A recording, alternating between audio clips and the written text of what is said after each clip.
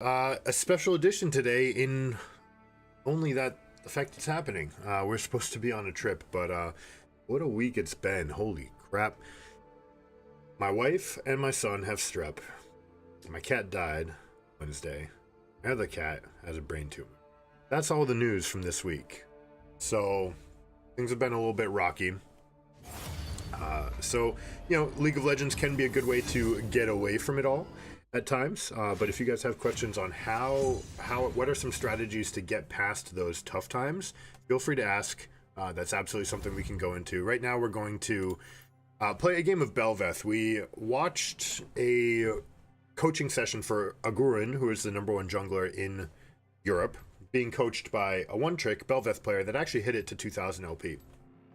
And there are a lot of interesting dynamics. Agurin was trying to prepare for competitive play, so it wasn't always ideal for him as far as like what's a part of the discussion was, as far as like the tempo you can use. There's a lot of extra play available for organized play, especially with your synergy with your support and your mid laner, but we did get some interesting tidbits out for it, so we're going to show those to you. This is going to be our warm-up game, and then we'll continue with the Vastayan Epoque with our journey on Rakan, currently sitting at 6-0 in our best of threes, 12-0 overall, on the mission to play 100 games by the end of March and to just continue gelling with the champion. The results are coming early, but we don't want to define so much. What we like is that we're getting better and we're really trying to feel in tune. For anyone who hasn't tuned in before, the goal is to be as in tuned with Rakan by the end of these 100 games as possible. I want to feel his ranges, feel his cooldowns, start to get an idea of his matchups, although that will be the journey for the next month, is to really break into matchups. Right now it's more about getting in the flow of Rakan, right? And so we'll do some priming, we'll talk about how to get up and get in the mode of the champion, how to like think about the shape of the fights and things like that. But for right now, we want to show this runes. The dynamic here is interesting. The attack speed, while Bel'Veth can scale with the attack speed, it already scales with attack speed, and you don't really have it. One of the things that you're missing is these. You're also working with some of the worst base stats in the game. Something like level 8 Yuumi has more AD than Bel'Veth. So there's a lot of dynamics to look at. But again, we're in competitive play, I might be looking to invade Raptors level 1. I may not be able to do that in games like this. It also depends largely on team comp. But Poppy, for example, I can absolutely kick her butt early levels. She can never hit me with the second half of her Q, which means she can't really do anything to me. We're going to go here because we want the clear speed. I don't know about Treasure Hunter, and I think we're going to go with this. No, we'll go here. We'll scale. A couple things to note. One, we learned that the E, which scales off of attack speed, actually benefits from the fact that you have stacks. So if you have one stack at the moment that you cast E, it's actually going to be a better spell. It's going to impact more. And that's definitely a big key when it comes time to clear speed. Also, we have the option of using Smite at the optimal opportunity. We'll see what ends up coming out. We are playing against Poppy with Dark Harvest. Gonna go here. Recommended, we're definitely doing this. 1300 is a lot to ask for from the first back. Sometimes we're just gonna go for double longsword because it gets us half the way there and it helps us to get a lot of combat power. So what I tried to do right here, another trick for Bel'Veth, you don't actually level your first spell. That way they might think that you brought something else, even for just a moment. And in that moment, you might be able to capitalize. Now let's see, we've got Ezreal Blitzcrank versus Camille Kaisa. Ezreal's almost impossible to gank, but they will have the damage profile if Ezreal's hitting his Qs early.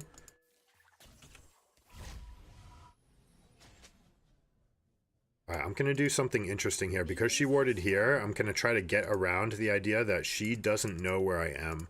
Where this is a fully exploitative path, we're going to take red first, and we're going to go into bottom quadrant for a surprise gank.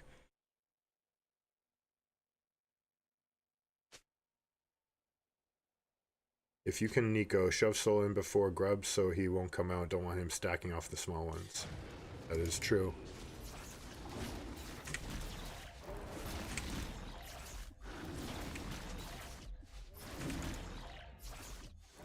This is something that they weren't doing right. They were kiting on every auto attack as opposed to every other one. So they were trading hits with the red.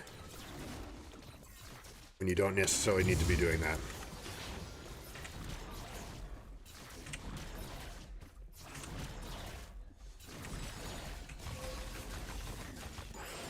So that used to not kill the camp for me. Alright, so they think that I started bot side with this path. I didn't actually pay attention to their start, which I should have. So, even things for us to work on. I'm going to start stacking my Q here. We've got 5 seconds before we can go for the next one. I believe this to be worth it.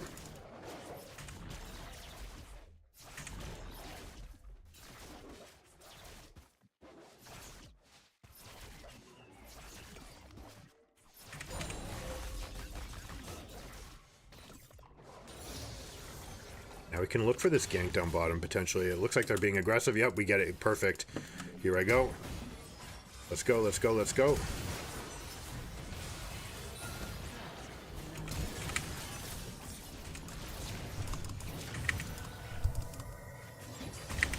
No, I never got my E off. I suck. Okay.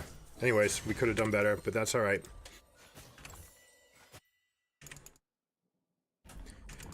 And that actually may be due to the usage of Q for gap close. Maybe could have used the Q2 on the bottom left side to get a little bit better of an angle. But we did get the perfect read on them. Poppy did do the classic bot side gank, and we had the answer, and maybe we could have done better with it. Canceled Nada there.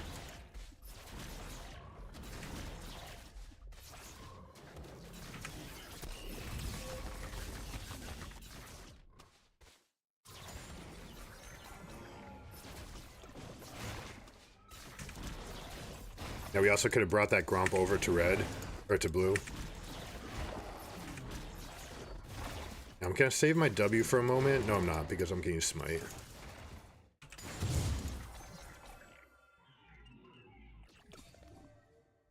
Poppy's on top side, so we're good to clear this.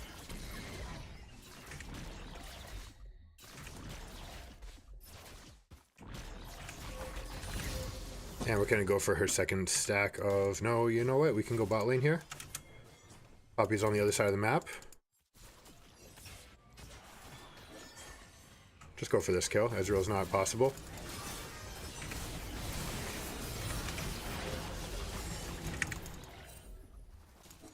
Alright, their Krugs are respawning. Why do I get to get vision of this? I don't know.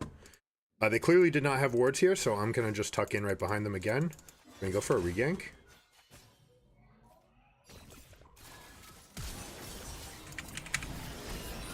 That was a stun as well. Alright, we got flash. No, no, no, no. No, no, no, no. Go for a ward right here. Try to see Poppy here. They get the push prio. They're trying to set a trap. I can get these camps, and Poppy most likely is going to go to Krugs here. Looks like they're starting this fight, so I'm just going to come back down to them. No, that looks like they're just going to get a short trade. They win that without me.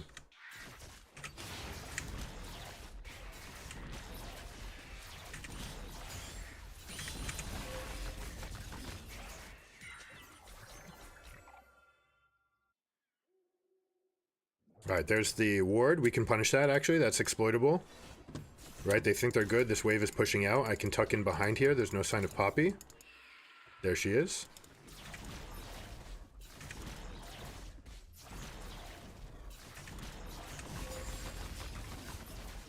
Could have used Smite here for sure. Gonna save my stacks for the next one. Save my cooldowns.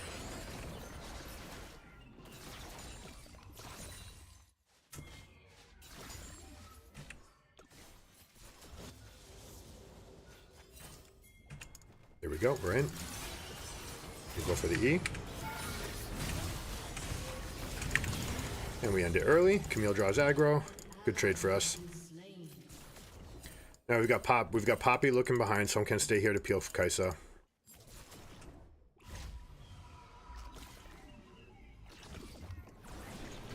Very redundant on the wards that we have here, unfortunately. But we get our huge spike, which is this. Now we can start a top to bottom clear again, and 11 seconds on the red buff means we can take this on the way. We don't get grubs, which is okay.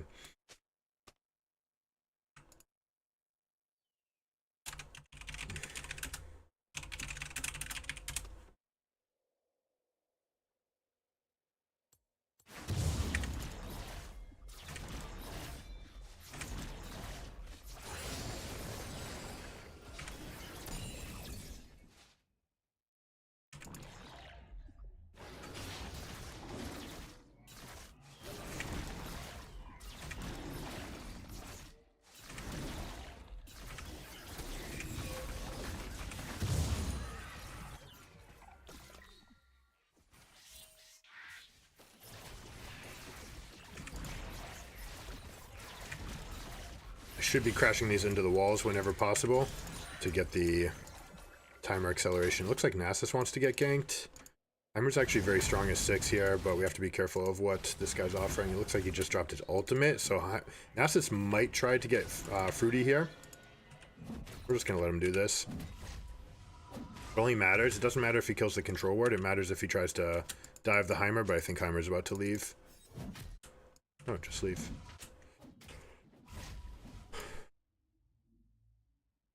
Alright, simplest play would be to play for the blue respawn. We have half an item here. Looks like he's trying to go deep. Okay. We'll try to cover this wave. Heimer does not have teleport. That's my mistake for missing that. 1, 2, 3, 4, 5.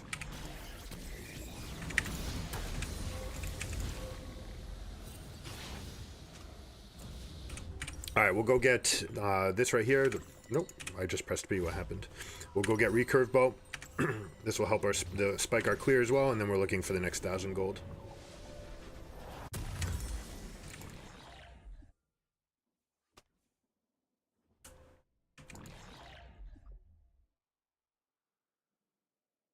This guy went Mobies. This is very exploitable as well.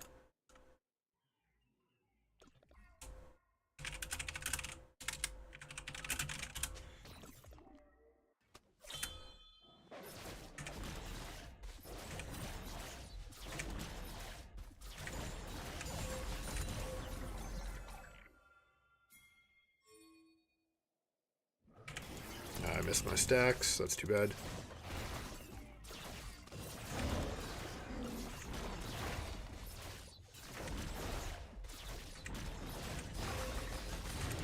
Want it. It's always too bad.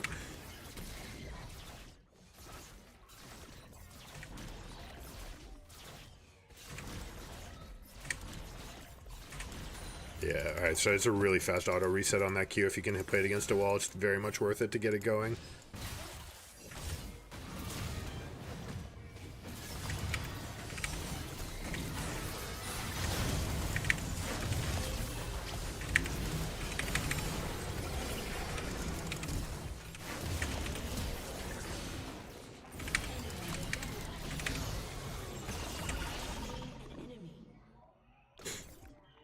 And there's our 1,000 gold, which means that we are in a really good position to snowball this game. Off that lead, that was huge for us. You can see how much damage that E does. I think I can just solo this. And, you know, I'm going to get Kraken Slayer before I even go for it. Because I'd much rather go for this. We need to get push. I need Camille to come.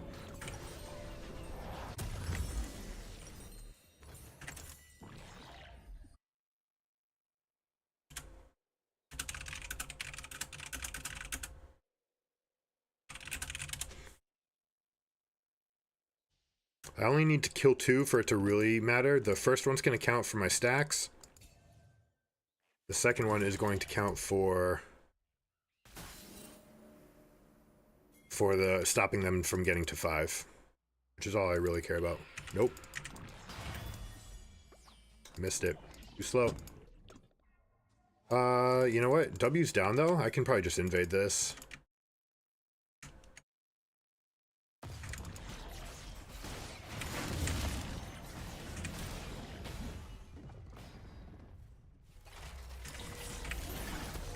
What?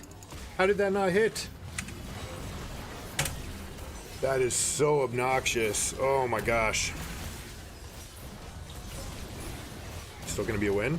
Nope, it's not a win.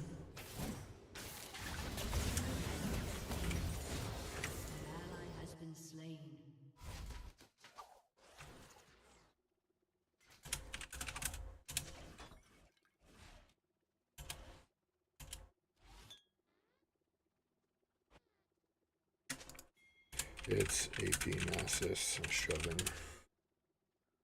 Alright, so we're gonna make a play for this lane.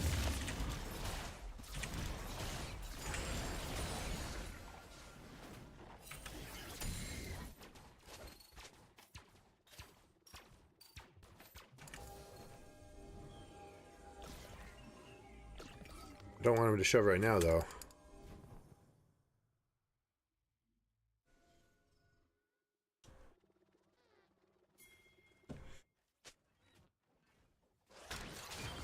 Hey, why would you shove now? Why would you shove now? Okay.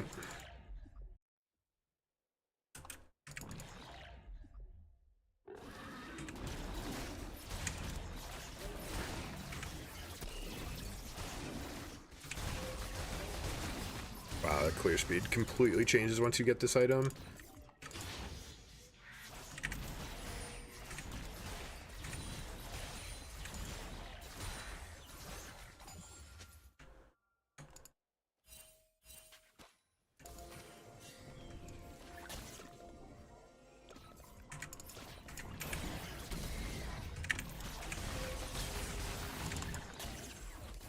Good chunk damage that will matter when it comes time to this Grubbalicious Rift Herald.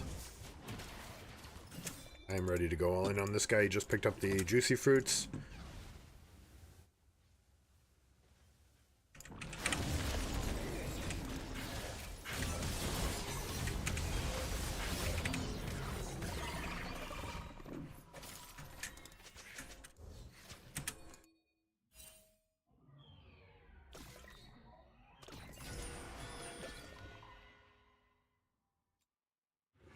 Poppy's down bot side, which means this is completely free. Hammer wants to die here.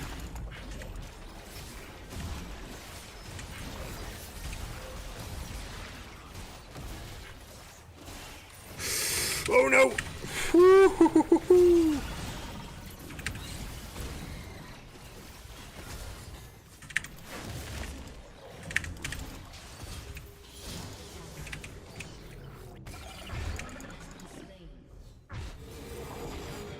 Alright, what do these actually do?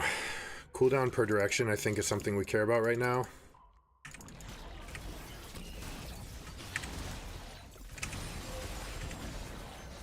Oops, that was too early. Alright, but we're big. What do we want? No, we want more than this. I've got the pushing power and I've got the Rift Herald, so let's go for this right now. Maybe I should have done that right away.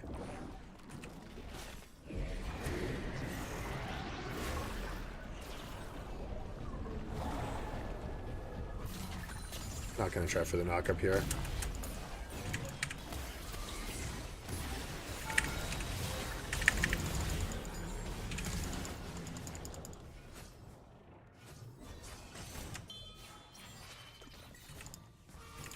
Stay here, please.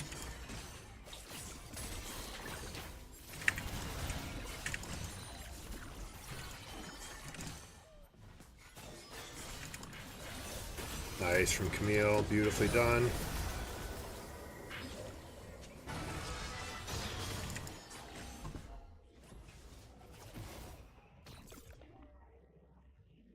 Okay, nicely done. We still have some time on this, but nothing obvious to take. We just used a lot of momentum early and so it's coming back, so.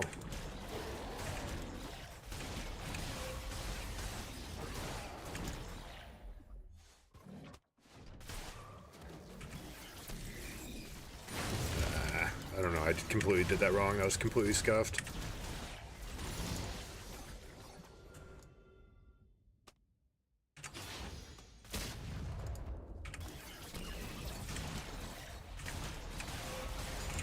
God, that damage is righteous.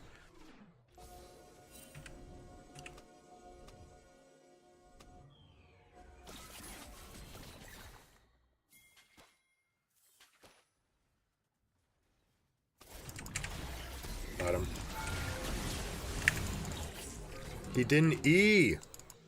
Why not? Yikes. Okay.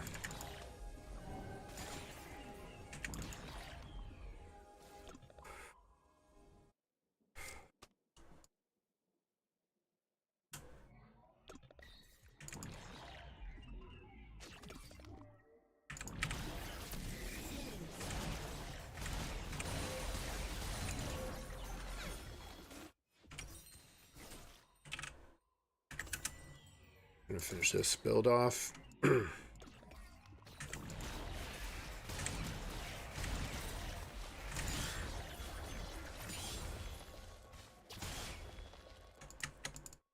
seconds here, so we're just gonna finish these.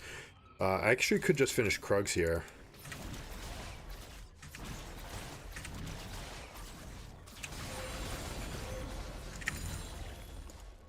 That's the Rage Blade. Let's see, do I even kill this? I think I do.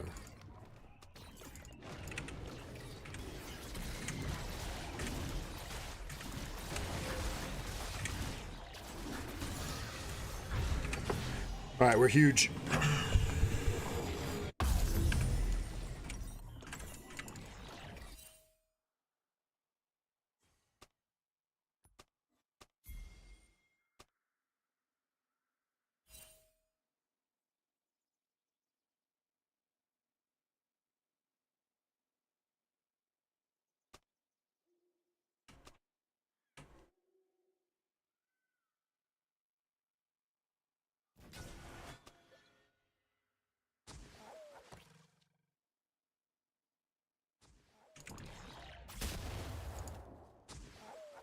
We have mid push. We're here early.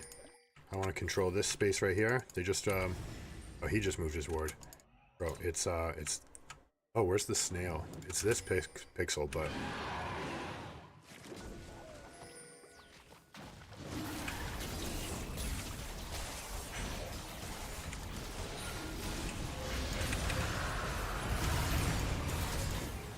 let me just evac. It's fine.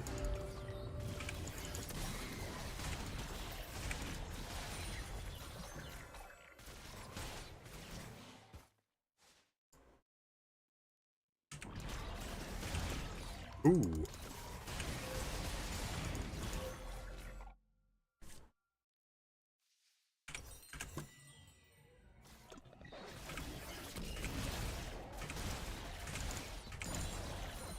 Yeah, we're getting some spikes. Not a good sign. I don't know what's going on.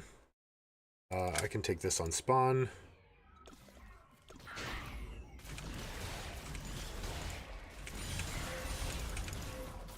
Should be queuing my way out of that. Just want to take this. Soul's on the wrong side of the map. This is free.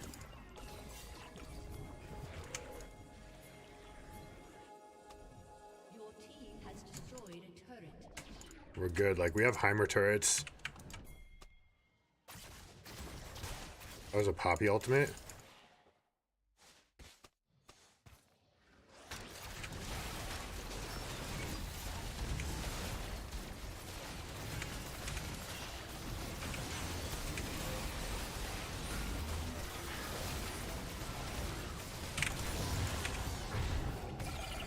Alright, we start shoving.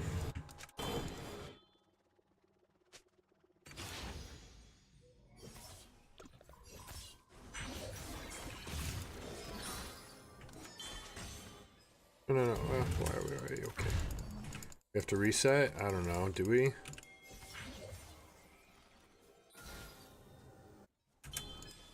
I'd really like to actually go down here, right? And especially, my team doesn't need to push with me.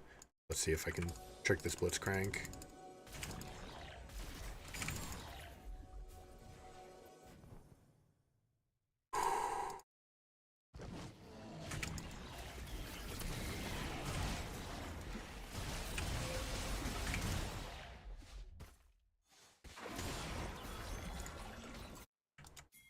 Hmm.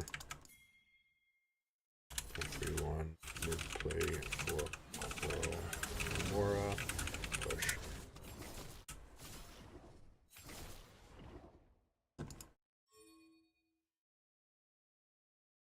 Be careful, we don't have the best wards yet. They're okay, they're stopping Blitzcrank, which is fine. Smart play by the Blitzcrank, actually. Actually don't want to kill the wave until they come back here. Why is Heimer getting pushed in? That's kind of awkward.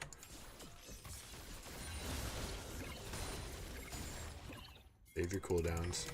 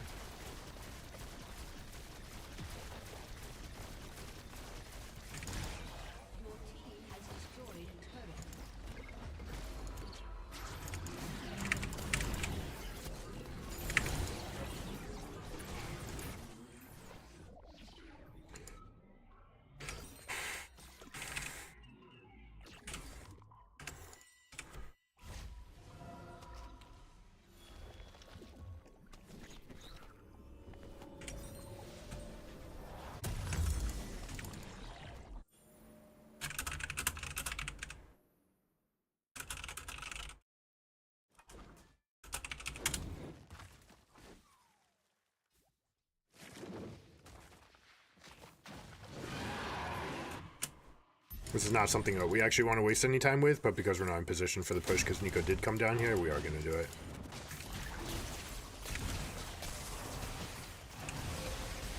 I did that wrong. But we get our coral again, and this is what you want with the Bel'Veth tempo. Every 2 minutes and 2 minutes and 30 seconds, you want to alternate the camps, right? So we're going to have this. We're going to have our passive for long enough.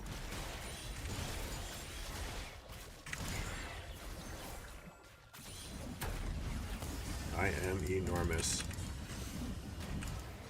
Can't do it.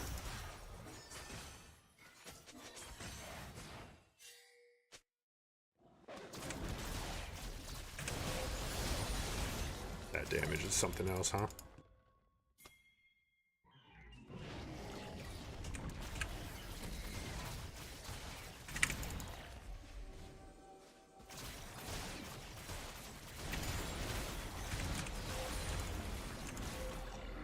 I need to queue my way out of that. Eing takes forever. I'm gonna leave that Scuttle Crab up until 1 minute.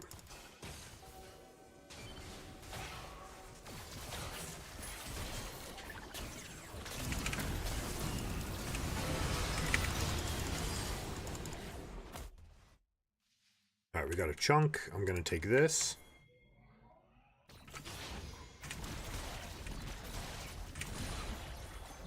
There is no vision. We take this. Red, then mid push, prio for west vision, then Baron. Is that too complicated for them, do you think?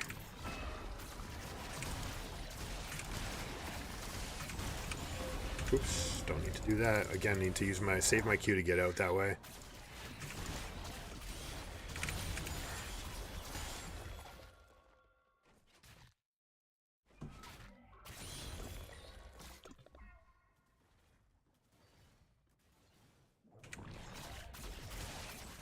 That's good enough. That'll push the lane. Now we go here. We don't actually want to push it faster, right? Because we want that thing to give us delayed vision as long as possible. We just cleared the Scuttle Crab here, so we're good to just take this. Ezreal's on the wrong side of the map. We're going to use our W first.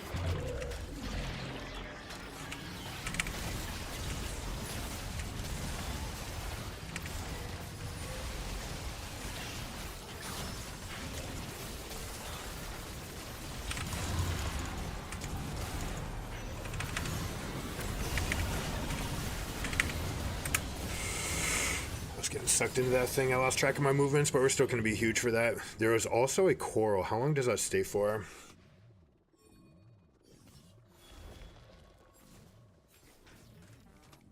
Void epic monsters increases the duration. Alright, so it goes away. 180 seconds and causes minions to die nearby to become void remora while casting. Belveth slows nearby enemies. Okay. What was the other secret item? I don't think we can go Black Cleaver, right? Because it's going to be locked? Yeah. All items, almost definitely GA now. Let's see. We want to stay alive versus this team. There's definitely a Merc Treads game, and you know what? It's actually a Starix Gauge game for sure.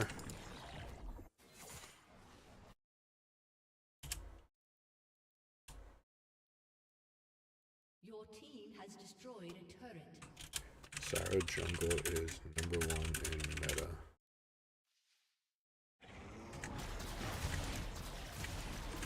Yeah, I'm still lagging, man. I don't know what it is.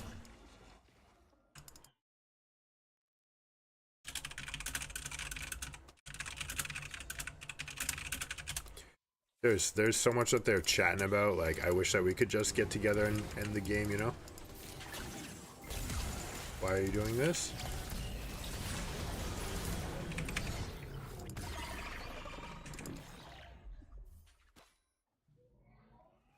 Alright, we want the slow push again happening right here. We do have the... I don't have Baron.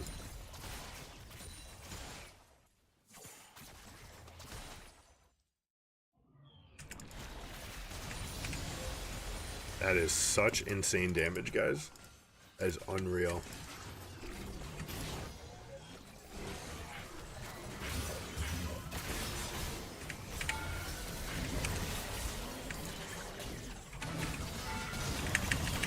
Oh, she saved me. That is hilarious. She did me such a big favor there. Extracting me like that.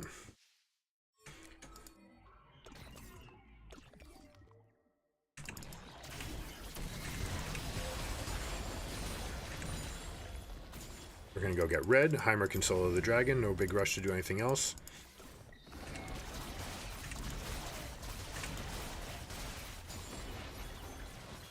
Although I do want the spawn here, which is why I'm gonna go.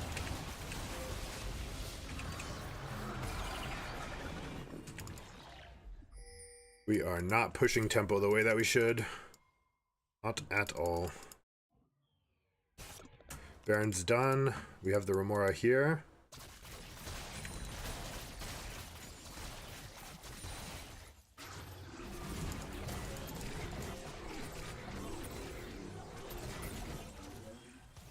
We need multiple lanes pushing. Like, people cannot be so AFK.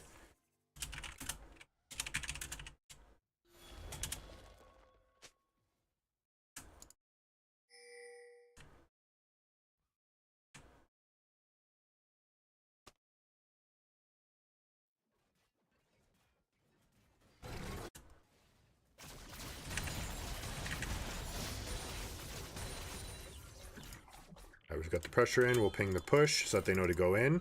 Aurelion Soul's stuck dealing with this wave, so we're going to go take this.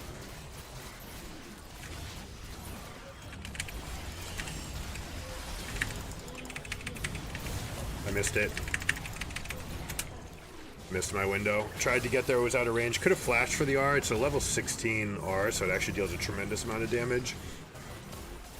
The explosion is 250, the bonus health is 200. Like, it doesn't scale that much, but the extra move speed, like everything about it, getting one of those corals is huge. But we definitely want to, you know what, I don't even know if this is the right move. The tenacity's fine, maybe it's even just Quicksilver. Or just magic resist in general. Wit's End, like, feels insane this game. Tenacity, we will be stacked on tenacity. If we just sell this and go Wit's End, I don't think it even matters, really.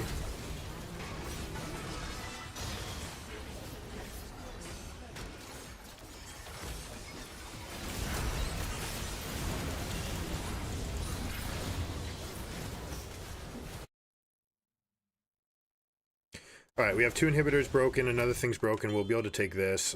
We'll be okay. Your team has destroyed.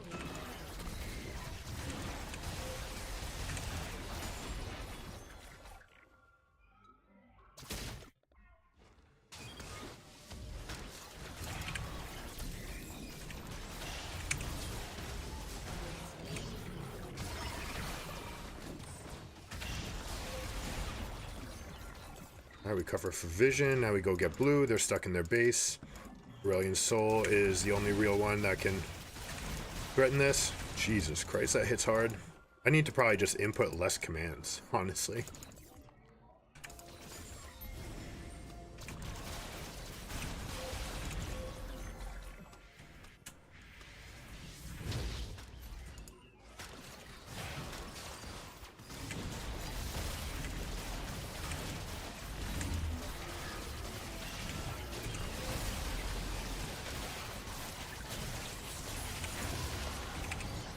I should be doing smite plus R. This is the lane. Best is Camille mid. Timer mid is also okay.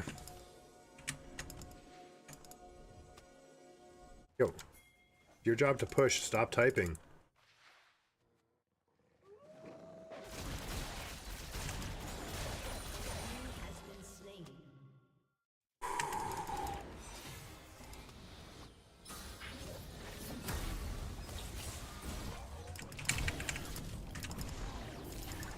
Oh, we got his ultimate.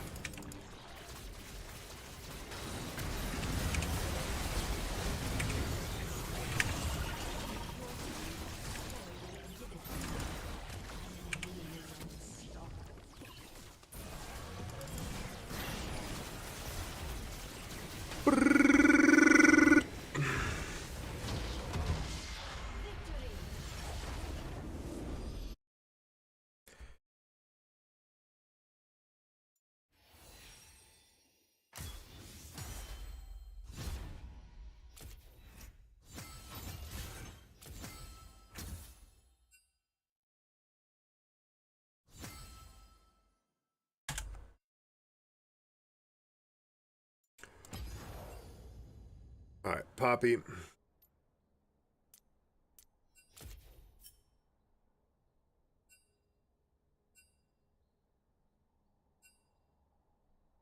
Poppy, can you come to chat so I can go over healthy ways to...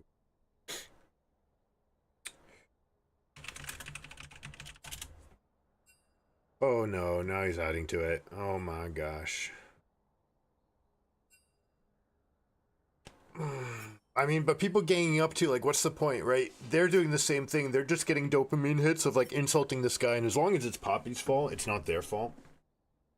Right? And that's something that they can hedge on, and they spend the whole game typing. Now, obviously, people on the other team, like, I don't know, you take joy in the win cleanly. If it was kind of frustrating to watch people sitting there and typing, it wasn't probably going to matter.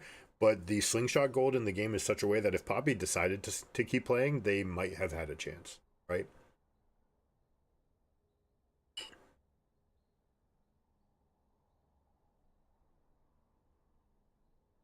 I mean, you can't derank a count like this, the way that they're talking about. It doesn't work. Because you can't...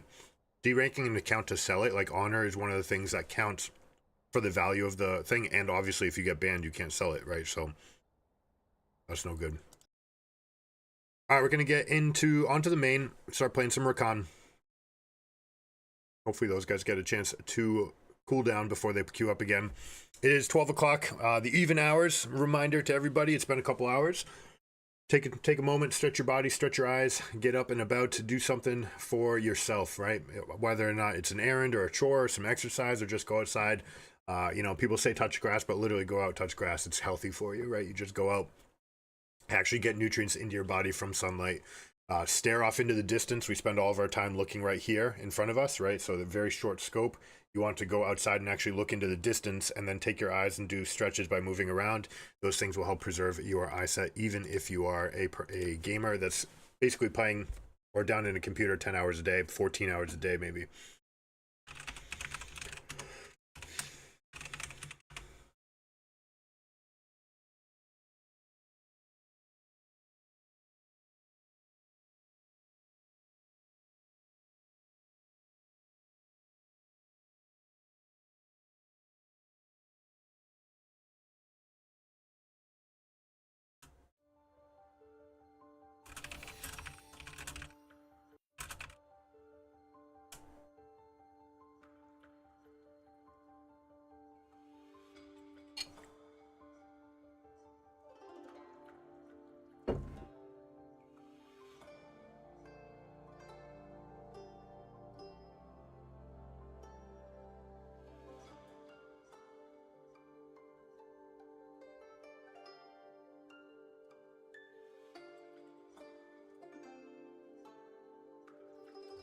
All right, we're going to start this off by doing a little analysis on our last game.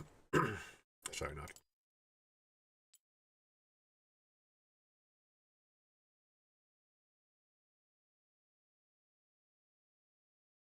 Hey yo, where's Poppy? Hey, that's my game. Yeah, Turbo. I was joking with my friend last night. I was like, no wonder you came and you're a fan now, because I got a 10 OP score on this one. I think you were pretty high too. It's the wrong button. 9.2, right? Like, we absolutely slaughtered this game. I had a 10 OP score and didn't even get MVP on my team. What is this?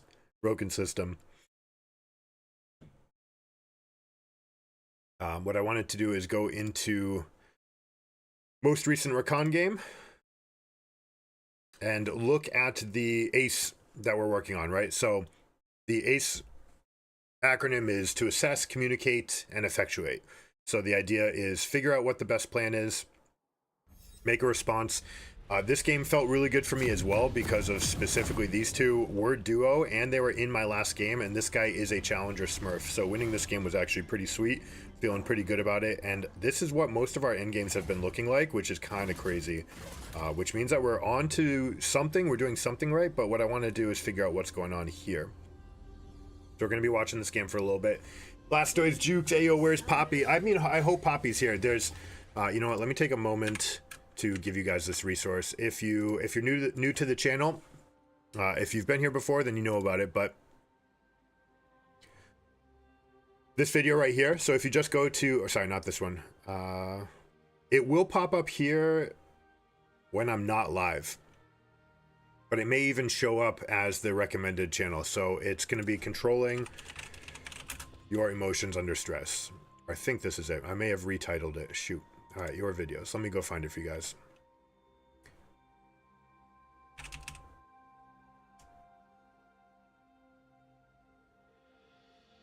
Oh my gosh, I've retitled it and now I can't find it. How to control your competitive stress. This is the one. So let me get a link for you guys.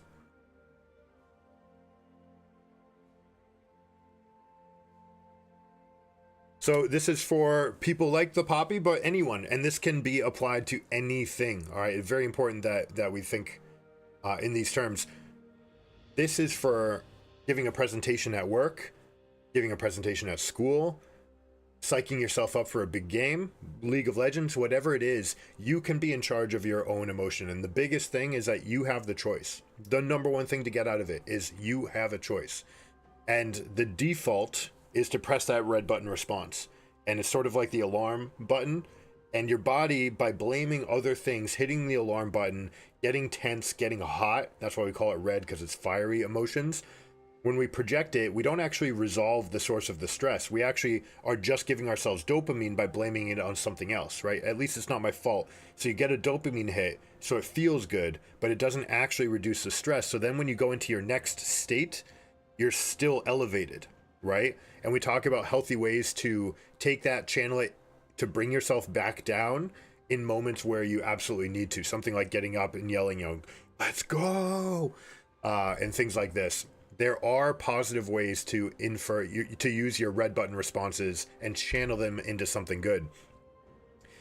Whether or not you're one of the like 0.3% of people that actually performs better when you're super hot, your teammates are almost definitely not. And the big thing that happens with group competitive stress is when you're showing those things, like the Poppy was in that game, they're trying to blame other people. And as long as it's someone else's fault, then it's not her fault. But then you saw how 4 teammates immediately lose trust in you, and then they start dogpiling back on you. And now you have a team with discordant trust issues, and you're just never going to succeed. And you've almost created a loss to become a self-fulfilling prophet. My team sucks. Look how bad they are. I'm going to complain about it and do something. Hey, look, see, I told you they suck. Well, you actually created that, right? You helped to make that happen. My B, let's do better. I can do better. This is what I'm trying to do. We can do this. You can use these positive self-talks, these positive mantras, relay them to your team to help take them out of the abyss. The worst thing you can do when you're in a hole is to keep digging. And again, like I said, the number one thing is you have a choice. You always have a choice. And those moments, you are always in control, and you can decide to be different. pressing the blue button, which can be done by taking a deep breath. Literally, your body goes through a chemical reaction because you deny it the highway that cortisol wants to get to your brain by taking a deep breath, a box breath of 16 seconds, 4 seconds in, 4 seconds hold, 4 seconds out, 4 seconds hold. You deny your body, you're kind of cut off the avenue to which it's trying to inflame your senses, and that will help bring you back down. And when you come back down, then you can come back to your baseline, right? So you were all the way up here. The first thing is to come all the way back down, then go back to your baseline of like, I'm ready to compete. And then you're ready to optimize for your moments of stress, sort of like road rage. You get angry. If you do something while you're angry, now you're guilty of road rage and you might have catastrophic issues. If you feel that angry on the road, the best thing to do is to pull over, reset yourself, come back to it, listen to a song, whatever it is, take a moment to yourself, and then when you come back up, you start driving. And driving is a constant, 1,500, 2,000 RPMs. You're here. And then when you need to pass somebody, or when you're merging onto a highway, you go up here and you're alert. You're very alert for what's happening because you're passing. You need to make sure that you're very attentive to everything. But once you get back into your lane, you can slow it down. It's not healthy to be at that elevated state. So that is one of the things that we talk about on this channel. It is a super important skill to have for competitive performance, but you can use it for everything. You can use it in your game. You can use every element of it to affect your performance. All right, let's see. I've been looking at your builds the past few games, says Turbo from Twitch. Why aren't most people building Vigilant Wardstone? Seems like a no-brainer for 25, 30. Yeah, it is the best item for third item on support. The thing is it doesn't always play into the fantasy of like what your champion feels like it should be doing. Also, they snuck it in. As far as I know, they didn't change the patch notes to tell you that they changed A, the item, and B, that you actually need to buy Vigilant Wardstone now. It used to just auto-complete after doing something like dropping 20 wards or something. It would just automatically give you the upgrade. Now you have to buy it. So the Watchful Wardstone, not many people are buying. It just gives you some nice stats, but the biggest thing is the ability to hold extra control wards and to place extra wards, and especially when you're in that Vigilant Wardstone where you can actually have 2 control wards down and 4 wards down, that is a complete game changer for the end game.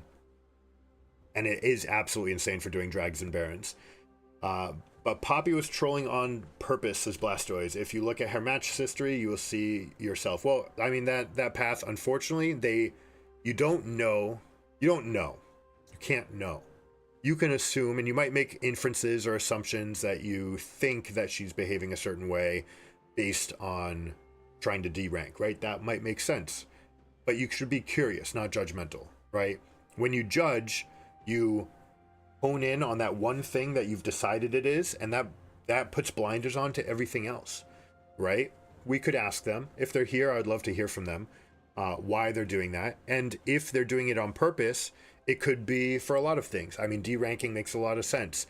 Trolling for the sake of, my life is out of control, and I want to show that I can effect control on other people. People have been negative to me. It's my turn to be negative to people, just the way that bullies are born in elementary school. It's the exact same thing. Often those people have parents who are going through a divorce, or they're having, either custody issues or domestic violence issues. Those tend to result in more violent tendencies from the child at school. Same thing can happen here. You don't know what that negative stress symbol is. The thing is, if they want to change, you can ask them, do you like who this is? Do you want to be this person that when something negative happens to you, you can only fix it by dopamine hitting, rage pushing the red button and becoming this angry thing that outlashes, and now people don't like you, you don't like people, you're in a cloister. Is that what you want to be? Or do you want to be the guy that can soar through it and fly above it? Because there is a way, right? And that's one of the things that we teach on this channel, is how to make that choice to become the flyer. One of the things that is always true, it is mathematically proven that being nice makes you more successful, okay? The game, there's a wonderful Veritasium video on it about the origins of game theory, and the game was designed around you could either cooperate or defect, and defecting made you more likely to win versus your opponent, but cooperating was more likely to get you an overall higher score. And to win the tournament, you had to get the overall high score, and that's sort of like life. And everything that you're doing, you're trying to climb. You don't mind if your teammates are climbing with you as long as you're climbing together, and you'd much rather climb. So by you shining brightly and cooperating and allowing people to shine brightly around you and encouraging them, you have a significant chance of moving up together, and you can go to a whole new level, right? And we're talking mental like this can easily be the difference between 2 full tiers, right? If you're an emerald, you might be a masters player, right? You could even be higher than that. I've seen examples of emerald players that have the worst mental, and I look at their game and it's like, you have insane, like borderline top 100 skill level expression, and yet you're missing out on this opportunity because you'd rather tunnel into this one zone. Is that who you want to be? Bought the account 100%. Yeah, it could be the case, and they could just be frustrated that they're losing a lot. You know, again, we don't know. Are you going to do VOD reviews on LCS next week for the games this weekend? Yeah, always. So every Thursday, everyone should, if you like doing LCK reviews, we always do those on Thursday at noon Eastern. So that's GMT -5. We'll always be doing it, or you can look right now if it is 12:18, so you can adjust your clock based on that. But yeah, every Thursday is the Theater Thursday. We do VOD reviews. We tend to try to mix it up between regions, get some, whatever the viewers are watching. But LCK tends to be the highest level. LPL is also high, but for some reason people just don't care. So I'll probably just stick to BLG reviews when they play. I can tell if I did watch her last game with Brand, she did the same thing. She also only have 4 ranked games. Yeah, happens. I felt that way this year. Anyway, it's just a game. It happens. Yeah, very true, right? And one of the things that is going to be true about it, no matter what, you can't control them. You can only control you. So if as Samuel Clement, Mark Twain said, never argue with an idiot. They will drag you down into the mud and beat you with experience, right? Or they'll drag you down to their level and beat you with experience, because whatever they're on, by arguing with them, you're just coming down here, right? Best is to just continue to soar. That is the best outcome for you over time always. It also invites them to come along with you. And that's what I would recommend. And in general, not just when we talk about winning in a game, the game itself gets better when you do that. When you come down and argue with that person, all 5 people around you now have a negative experience, right? Two of you are having a really negative experience, and the other 3 are having a negative one because they're seeing it. And in that game, it went to all chat, so up to 10 people are having a negative experience. That makes the game a little bit worse. It makes it a little bit harsher, right? More abrasive to even exist here. And is that the environment that you want to live in? Like, you reap what you sow. You make your bed, you sleep in it. When people continue to argue and continue to do negative things, and I was guilty of that. I have been, old me was an asshole, right? That's something that I had to learn, and it is an evolved state to be cooperative. And by being cooperative, by soaring, by being the best version of you that you can control, you can't control them, you can control you. The highest level that you can be encourages people to come up with you. It brings everybody up around you, and it makes the whole ecosystem that you exist in elevate. And that's what you want. And that's what I want. I assume that's what everybody wants. Some people just want to watch the world burn, as they say, but I think in general, that is absolutely something that we can take on. All right, hopefully, I think I caught up to everybody. If you sent a message and I didn't catch it, make sure you let me know. Thanks for the support, guys. I appreciate all the thumbs up. We've been getting a lot of extra follows on Twitch, and we've got thumbs up on YouTube. It's helping the channel out a lot, so thank you very much. All right, well, let's amp it up a little bit. So the Misfortune came into chat with us, and I think got a little bit excited about the idea of playing with a coach, and the early game was a little bit of trying to help them get into that optimal mindset for themselves. So there are a couple of early blunders. So one of the things I want to look at is how I can help this person get through this phase. Also, specifically, Poppy is a complete counter to Rakan, so I'm going to be looking at some of the interactions about where and when maybe I could have been stronger.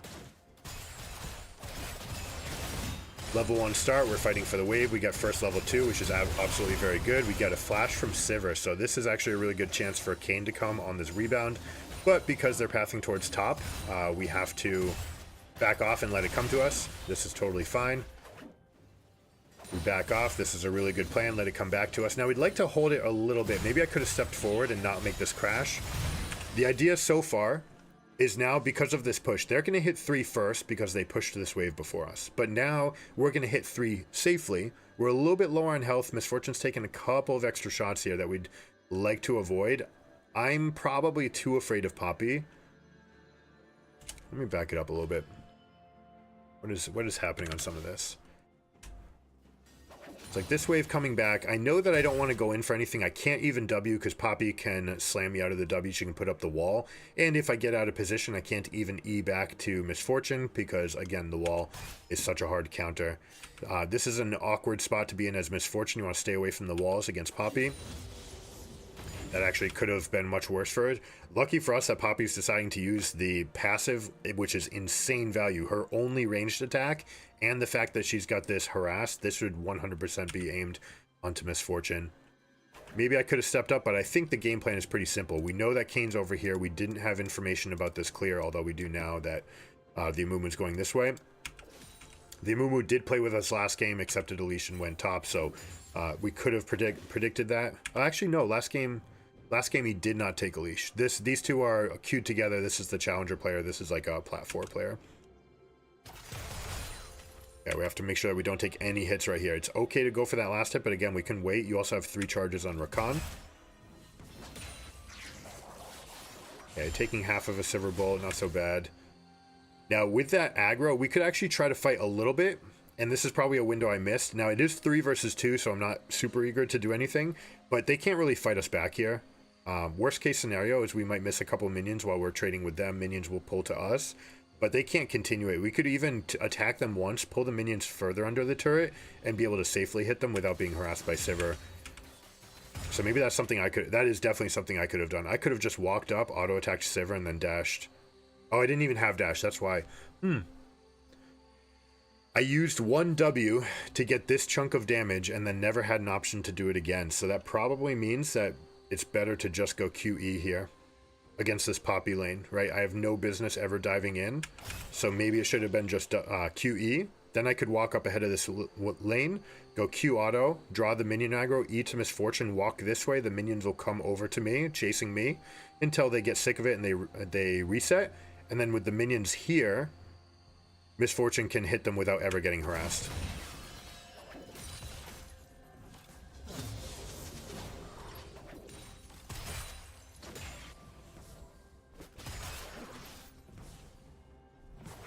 Okay, let's speed it up again. Alright, so we go for a little trade right there while, again, I'm feeling a little bit more comfortable under the protection of the turret.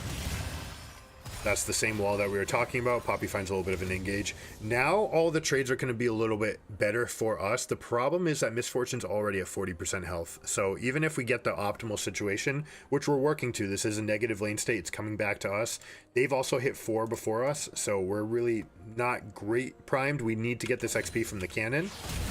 And they punish, right? They see us going for cannon. They're going to engage. If Kayn were with us and we're playing like competitive, we can have this memo. We can ask him to skip this, come straight to us, because this is very predictable that they will go in on us, and Kayn can actually come here for an easy cleanup. Couple things, you know, Sivir actually doesn't even block here. Kayn ends up reaching forward. They split apart. We end up getting the kill. This is the same punish we were talking about, but we could have done it without having to lose Misfortune's flash. This was a delayed thing. We could have set this up better. I could have had Misfortune leave, and I could have just held the wave for him. The reason that we went for these last hits was just to help her get the experience as we come out. Unfortunately, it means that we have 7 minions versus 6, and it's on our side, so it is going to be pushing out. But she is going to get here with her strut, so this is a totally fine time for me to get Roam Timer off. Poppy actually helps us. If they don't push here, this is the worst case scenario and it cuts off my options, right? So think about it for a second. We'll do our secret call out, hashtag strat chat, and this will be the end of the review. Timestamp 551. What could Poppy and Sivir have done here to maximize the penalty for our lane state? What do you do as Poppy? And what are the ramifications? Okay, so you can pause the video. When you're in this spot, consider what the wave dynamic is and the fact that Sivir specifically is coming back before Misfortune. Also consider, we don't have this perfect information yet, but we can assume because of the assist that Misfortune's going to have a better shop by a little bit than the Sivir. Serrated Dirk versus Sword, Boots, and Dagger. Not close, okay? Serrated Dirk is a way bigger spike, so we're going to be stronger. Because of that, you absolutely want this lane to be shorter. You want it to be coming to you. So the way to effectuate that is to not push. And very specifically, 7 minions versus 6. It's already coming out. And also, the fact that it's on our side means it's already coming out. Add to that, the fact that Kayn just came down here means it's pretty unlikely, especially if you press tab and you take a look at the amount of camps they've taken. You know that they've taken another 2 camps after their first full clear. You know, you can assume that that was a Raptors start. So you can assume that Raptors and Krugs are already done. And so Kayn has no real business to come back down here. Everything is kind of pointing to the fact that you could just pull this wave back up into the lane, move it into this area, and just accept the bigger experience. We will lose more. Not only that, not only is it bad because Kayn's not close, but it also forces Rakan to come back here. By pushing this wave, you're actually opening the opportunity for Rakan to just roam, right? So if we roll the tape, Poppy's pushing this, they're going for a little push. It actually doesn't even get there in time, so we're not even gonna miss anything. Misfortune gets everything. And because she's here on this timer, Rakan actually could have left, right? So this is on me. This was a window for me to go. So hopefully that helps you guys in your games. I'm gonna get into game. I am jacked up, ready to go. Game reviews get me so pumped because it's like, all right, I've got something new to do. I've got something to focus on.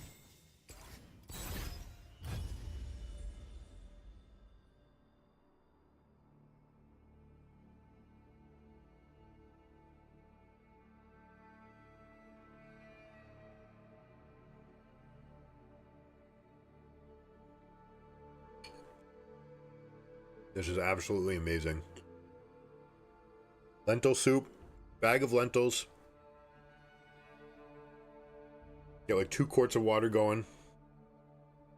Preferably stock if you have vegetable stock. But first you rinse the lentils and you boil them up. Let them boil for like 20 minutes. Added chopped carrots, chopped onions, and chopped celery, which is the mirepoix mix. Go in with the lentils. And then go to town with whatever spices you like. This is absolutely phenomenal.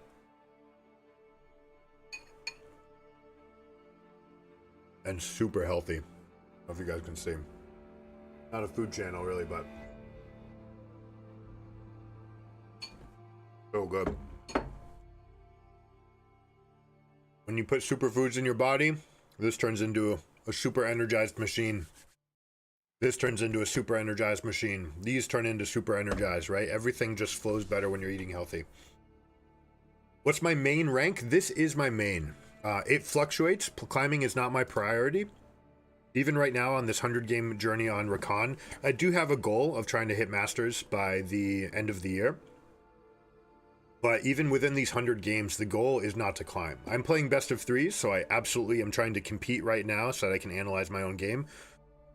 Stunt thinks that I play Rakan at a GM level. My goal is Masters. I've never been higher than Diamond 5. And you heard that right, Diamond 5. It's been a long time. The goal, the priority for this channel is not climbing. The priority is to know a lot about a lot of the game and specifically work on team macro and team dynamics and personal psyche. To climb, it requires one-tricking, right? Or being very good on a tight subset of champions. Or, you know, being someone... We got filled. Interesting. Okay. I guess we got Vild. We could go Zyra Belveth. Don't ban Belveth, please.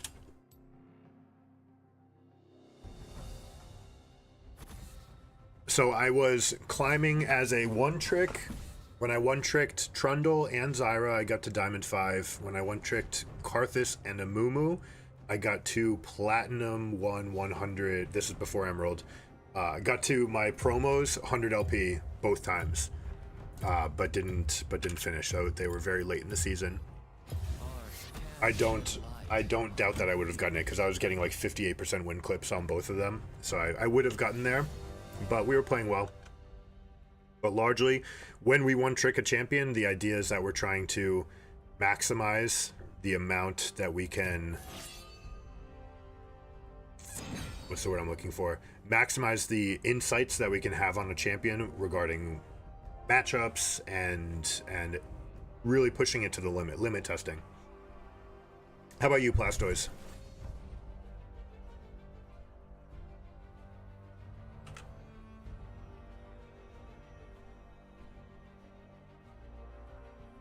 Excuse me. I shouldn't say 100 Rakan adventures to these guys because I'm filled.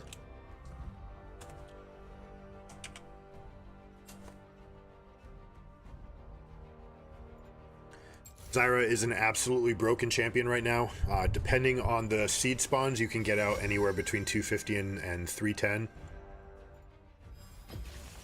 Feel the thorns embrace. And that means that there's enough time to literally gank 2 different lanes before getting to the Scuttle Crab. You are so far ahead of the enemy jungler. Now, in this case, it is a Xin Zhao who does have the prerogative to get in my face, so it's very important for me to mark the Xin Zhao and what we can try to expect from him coming in. I need to have cooldowns ready for if he tries to invade me. One of the things that Zyra and Brand have in common is that they need to cast all their spells always to have a chance of clearing the camp, and everything needs to be aimed at the camp, which makes them highly susceptible to ganks.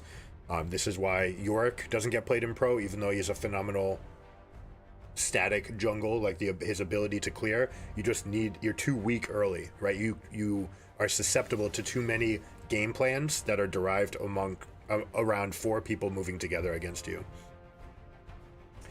My peak was Emerald 1 last season. Nice. What's your goal, or what stops you from getting higher if you want to get higher, and what's your goal?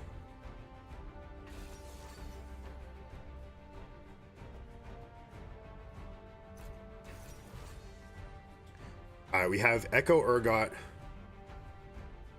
Swain has no prio on lane. Kayle has no prio on lane. Kayle should get absolutely blasted here, but Kayle against Malphite, it depends whether or not we have where these guys are going, right? We don't know. We assume this is going to be mid, and that probably, or sorry, jungle. This is probably going to make this into a support, which is awful. If we indeed have a Malphite Jhin, then we're absolutely pathing towards this lane. It means that Echo has perma prio and kill pressure at level 2 and 3 against the Swain. Urgot has perma prio against Kayle. So we definitely have to move away from those spots.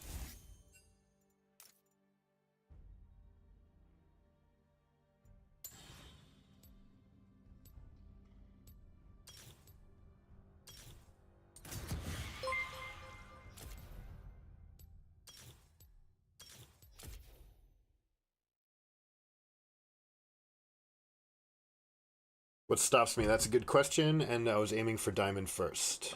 I would say I need to prove a lot of things first, but yeah. Well, the question is, do you know what those things are? If you don't know, happy to take a look. If you do know and you're having trouble trying to effectuate those changes, then we'll talk. All right, game time. We're in game mode. We do end up with a Malphite jungle, so this is completely punishable. Hopefully they're not going double Dorans. They should be going double Dorans to start. We'll see if that actually happens or not. You know what? We really need to find out about Xin Zhao's start. So we're going to go here and try to get this ward down. We actually have a decent level 1. Kayle with Fleet Footwork actually does nothing though. Lethal Tempo, she's actually very scary because if she gets all 5 of her Fervor stacks off, she's a real champion. But with Fleet Footwork, she doesn't have that. I'm just going to drop this. Let's light this up and then roam. Malphite's trying to get a deep ward. We can absolutely punish this, although he may be baiting for his team. Don't chase any further. Don't chase. Yeah, we do have good vision on Jhin. I actually like this, although this ward doesn't really tell me anything about what's really going on in the game. Alright, first spawn is... Ugh, gross. Okay. Awkward. Alright, so we're gonna try to get the rest of the spawns in this general vicinity. No, do not come leash me, please. Go get Prio. Alright, so... oh, that's tragic. That's probably my fault. I could have stood here to make sure that nothing went over this wall. It is paramount to get your spawns and to move your camp clear towards your spawns. Beautiful. Okay. You did not just reset on me. You are not Riot! You are fucking kidding me. It's still sitting here.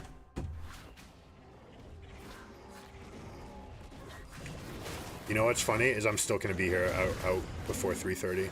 Alright, my fault. I'm not looking at the map, so I don't have a good read on everything that's going on here.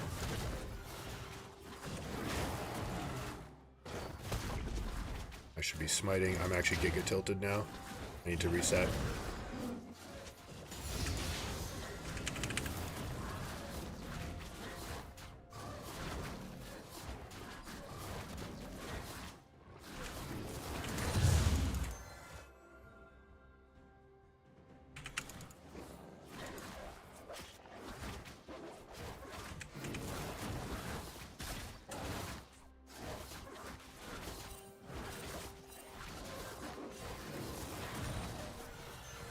I didn't look at wards, I didn't track anything. I'm so far behind what I normally am, so I'm gonna have to take a lot of time to reassess what might be going on right here.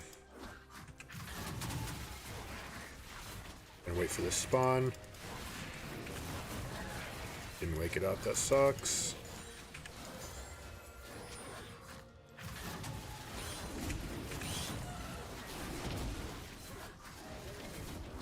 Our bot lane's resetting, and we have a roam timer from Twitch.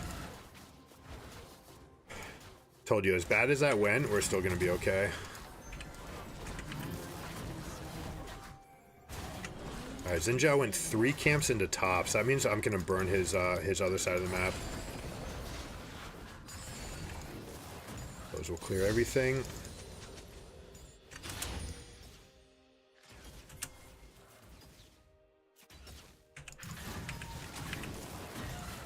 That. Could just gank these guys. Do it. Slow him. It's a ton of damage. Guy's got no flash. He's gone.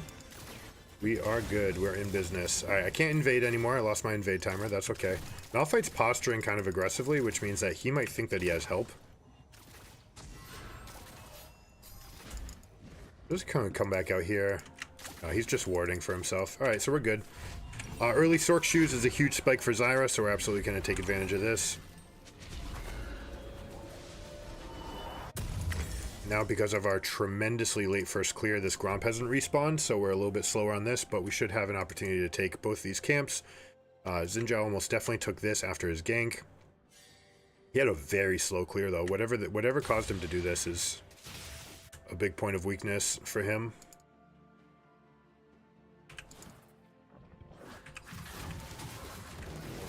I should have waited for the spawn here.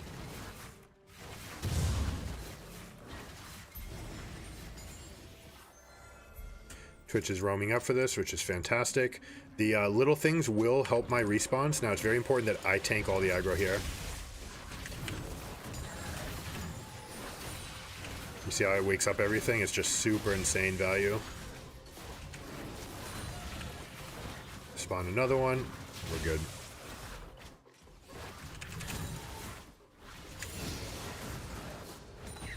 So whoever it was from last game that was talking about I had a Zyra jungle and they were complaining about it, let this be a eye-opener for you. This is absolutely broken, right? Like, think how poorly the game bugged out for me in the beginning, and we're still absolutely annihilating this game.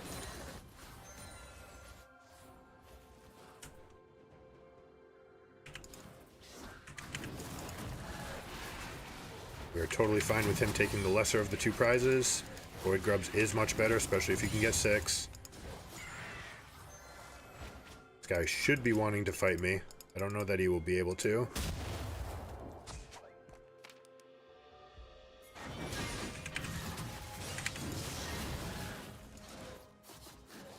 Can actually pull this over to this camp because I already have the clans here.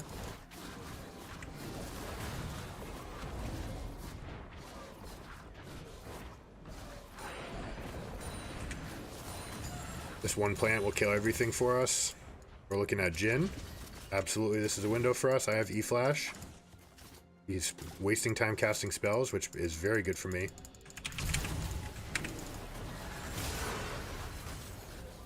Slow didn't hit. That sucks. That should still be a kill, though. Oh, Jhin didn't go. That's too bad. That was 100% a kill. 647, we're level 6, by the way. Remember how badly the start of this game went?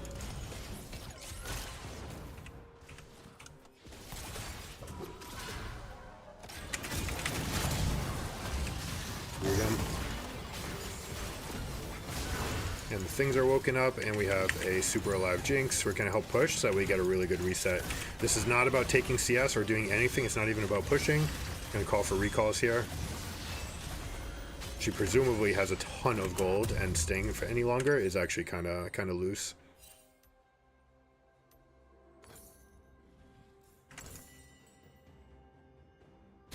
They should 100% be shopping now. Please leave.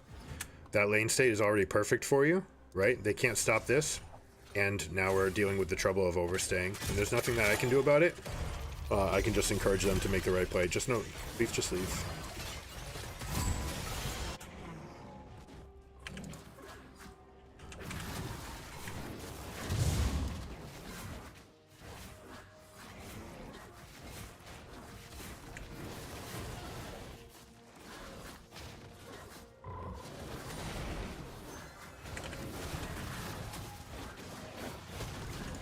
We do have a respawn from Xinjiao, and Xinjiao was part of that gank, yeah, so this is another little trick you can do. You can turn on that thing just in case.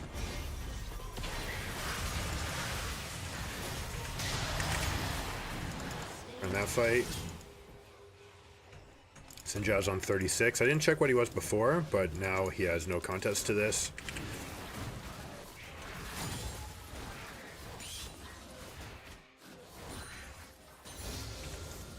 Alright, so he did take red. I guess I could have known that, but just by seeing the fact that I have red, could take his top camps. I could also just push this in with Kayle. She should just push.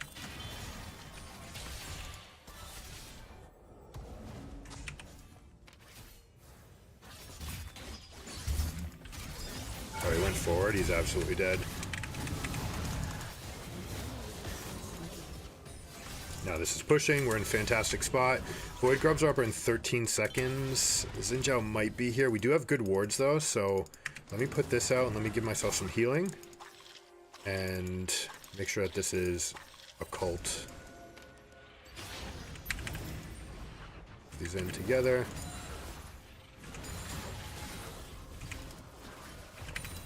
I'm taking a lot of damage here.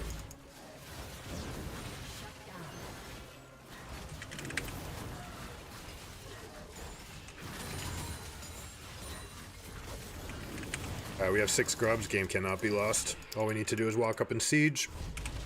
We're going to be in a really good spot. We do not contest this dragon. We don't have prio anywhere on the bot side of the map.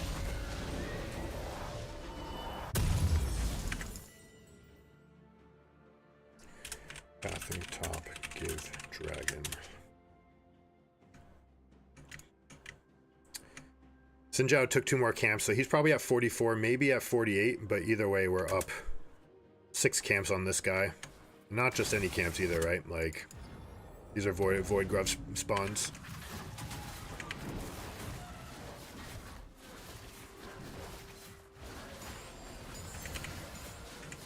I did not need to use a seed. Now, an important thing to do is use your W on cooldown. If you have 2 stacks and you're killing in a camp, you absolutely want to use the stack.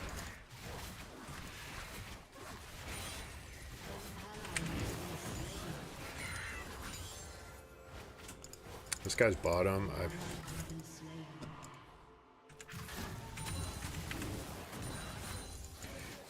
A derivative of don't go dragon is don't press up in bot lane, which I could have explained to my team, so that's on me. I can do that better.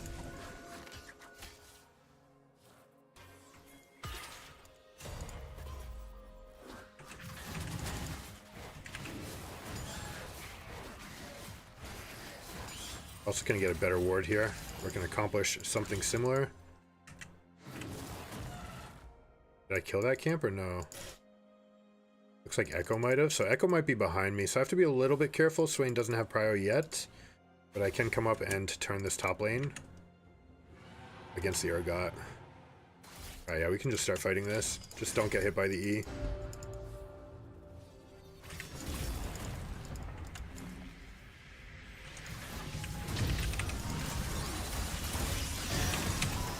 Flash my way out of this.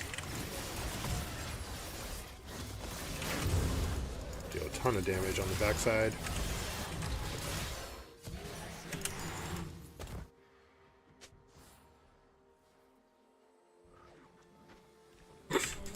I feel kind of weird. You know what? That's actually the Rakan in me. Zyra would never do that. Alright, so we're sitting on Leandri, so we're just going to take that and then we'll go recall. Fortunately, Jinx is dying a couple times when she's weak side. It is props to Xinjiao for knowing that she's weak.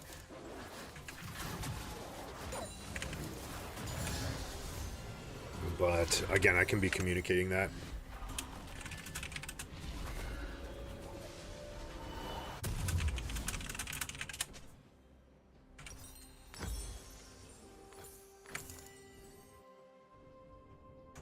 I'm going to just remind everyone that they've got access to this.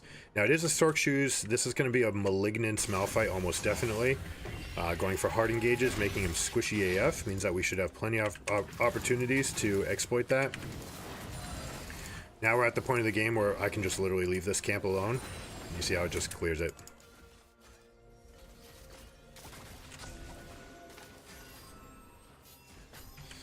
I don't know if I was seen by that. I don't think I was. Echo's coming here. We need to be careful. Just gonna light this up a little bit. Can I get in here? We don't have sweeping lens, unfortunately, which is really awkward.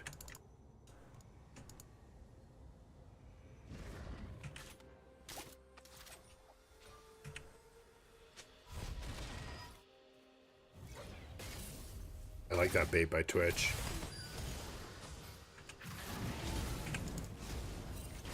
Missed it. That'll still hit though. Rocket might be good. Yeah, we just got a Dark Harvest stack, which means Jinx might be in lethal range. We can continue sieging this because we have the Void Grubs.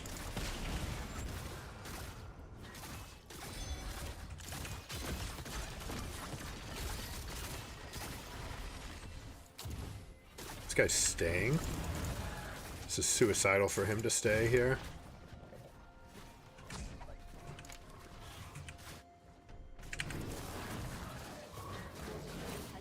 Alright, so we get the full push here. We have to be careful. Xinjiao might be topside. This guy marked this, but that's okay.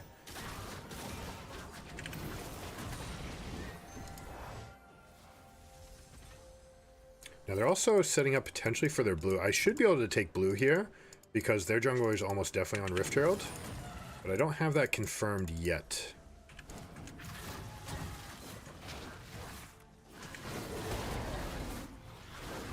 Watching bot lane. Making sure that they're not rotating over to me, and we're good. We push mid, and now we're going to push mid and get vision up here. This is the game plan. Swain always needs help pushing, so anytime you can help Swain push, it's always a good thing. Swain can also take this blue buff if he would like it.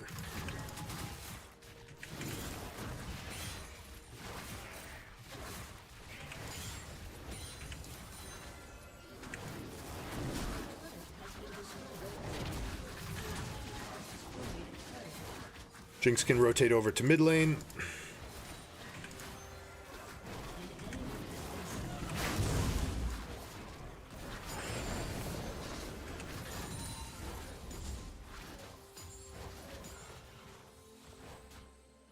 Alright, Shadow Flame's normally next. How much diving pressure do they have? Quite a bit. So Zhonya's is actually looking very, very nice.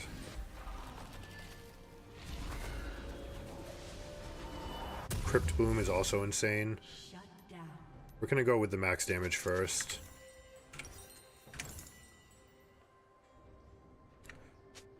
We can Baron on spawn.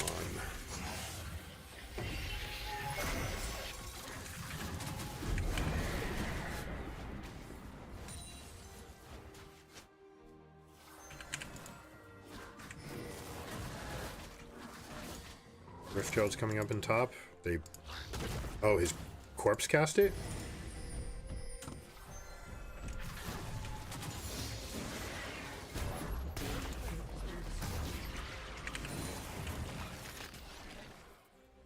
Did we not get the gold there?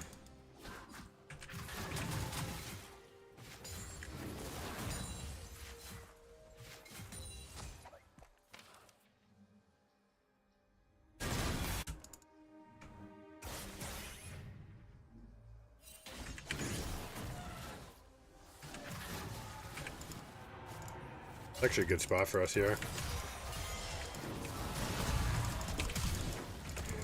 Swain's got him?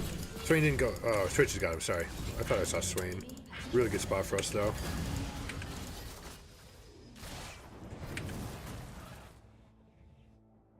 Alright, Kale's got the push. We're down 3 dragons. We're gonna get Baron on spawn. Let's go for the maximum strength right now. No, 236. We still have time for a clear.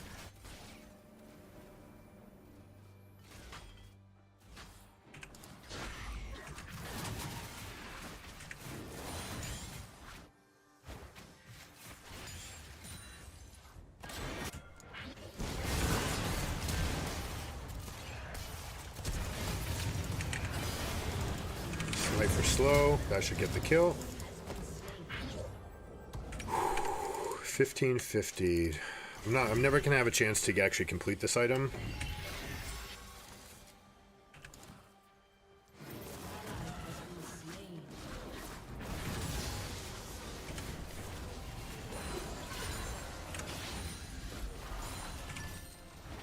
I think, you know what, I actually think that we want the Partizonias here. It's more important to have this. Mid push into north quadrant vision for Baron Prio, please. Thank you.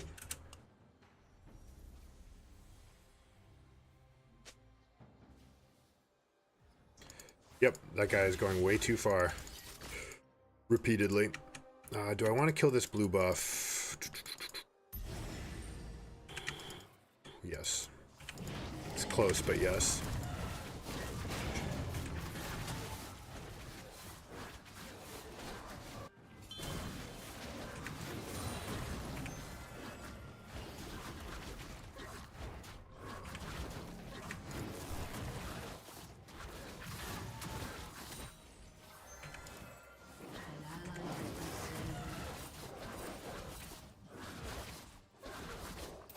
I'm not paying attention to the game right now. This is on me. That guy's dead.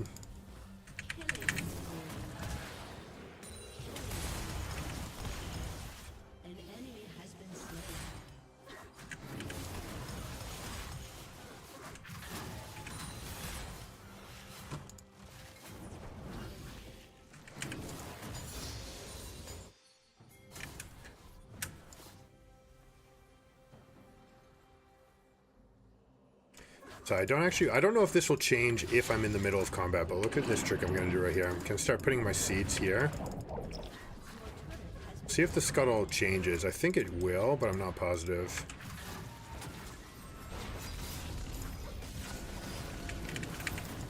I didn't wake up all the seeds. I'm a numbnut. Get out of the burn, get out of the burn, get out of the burn, bro.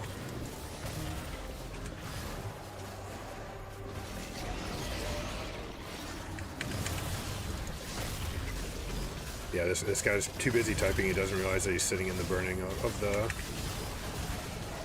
And also, he didn't even realize that I was trying to stack up my W passive.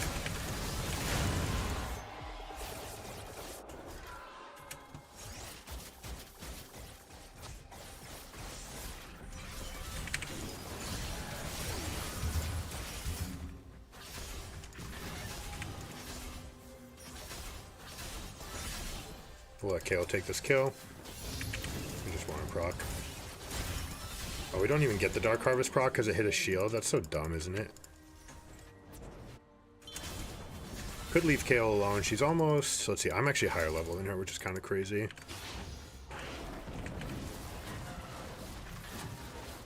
I should be a little bit more judicious with my E usage since I'm in enemy territory. Self-ult. Should be lethal. Got him.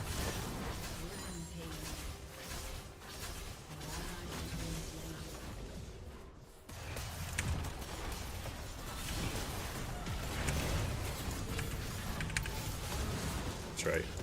Well played, Twitch. Thanks for being there. Body blocking for Zyra. Made a best friend for life here. Alright, are we shopping, going for the soul? Soul. There, Jinx. You are really fucking far pressed up.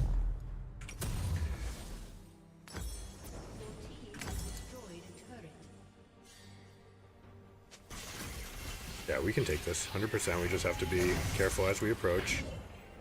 I want to take this red buff too. Very important for my team. I'm actually going to smite early because I just want that camp to be dead. We don't need to kill that red ward. It doesn't actually do anything for them. But we are going to do this. Wake up some seeds. We need to fight for mid prio. And some bush action. So this is how we get vision in the bush right there. You put cast and then go to the edge. Alright, Xinjiao's just dead. He's inting. Doesn't realize that his team's not here. Have to be careful of Echo.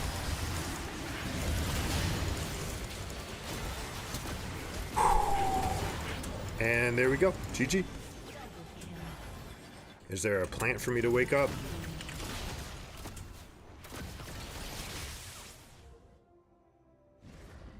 We had Zhonya's. I decided to flash because I think Zhonya's is actually going to be more important for this stage right here. That was Malphite's engage. All they have is Urgot. We have 6 stacks here, and Malphite has no ultimate, so they've got no business stopping us. We can actually just end all the way. Kale's not here though, which makes things dicey.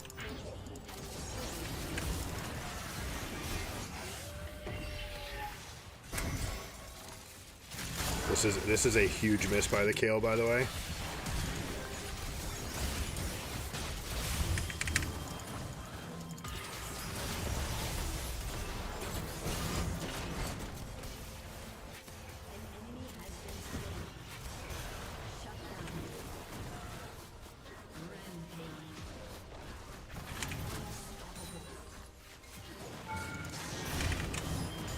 This is bad by me. Why did I do this?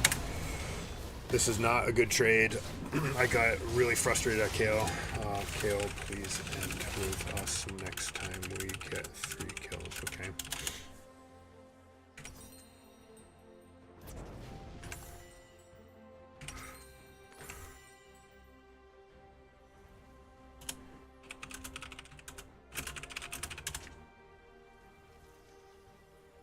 Let's pick up buffs and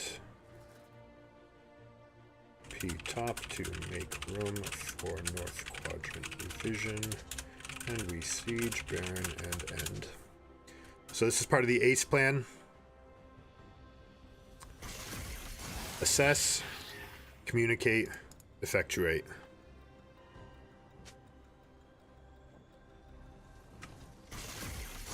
Kale has teleport. It's fine for her to be pushing bot. It unifies the pressure.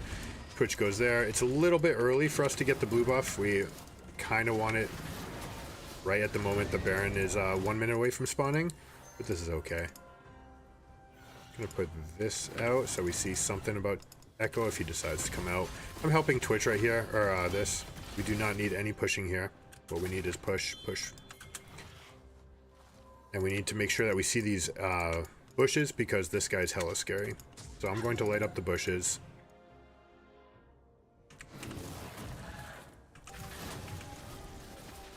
Alright, and we found Xinjiao was over there.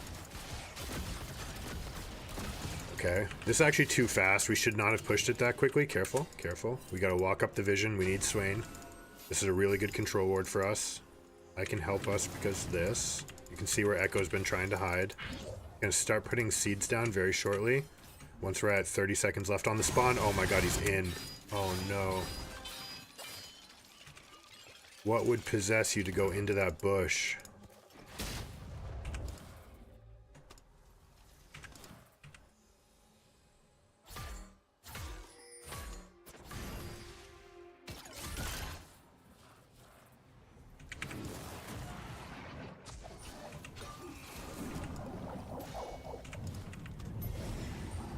We need Kale here.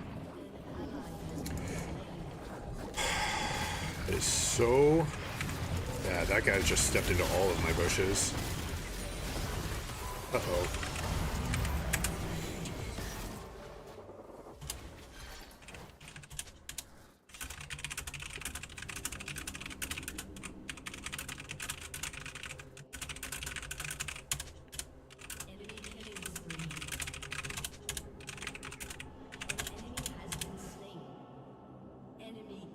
That is awful. Execution of the end game. Alright. It's Hex Tech. No, we have to go here. Fuck! Alright, now it's gone. I did it. Let's go.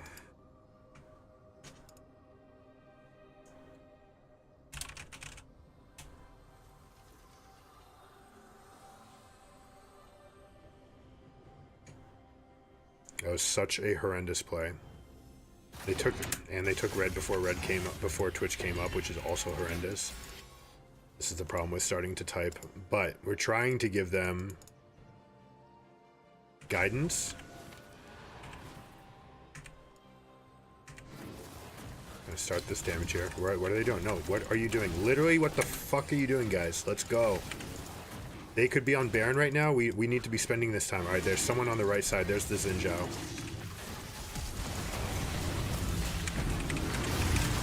Got everything.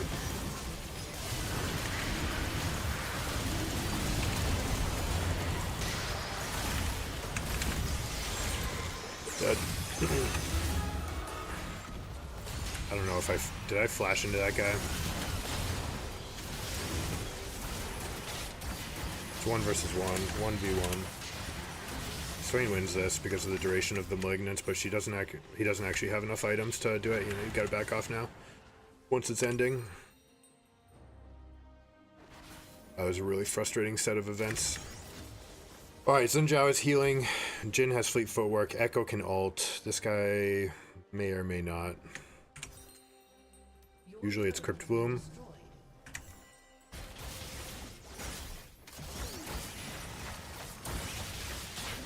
This is a very easy E for a Swain.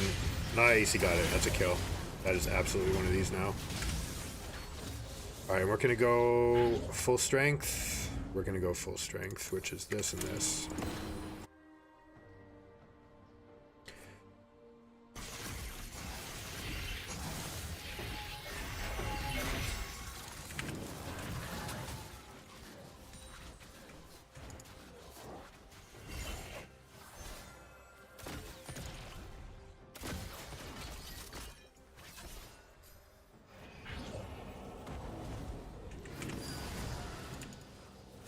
Fights on the left. With a KO. Unfortunately not enough. Oh, that's really good that that guy ulted into us. That's tons of damage on the Xin Zhao. And Twitch is ripping into that guy, which means that we just end from mid. End mid. End mid. 30 seconds is more than enough time to end with a Jinx.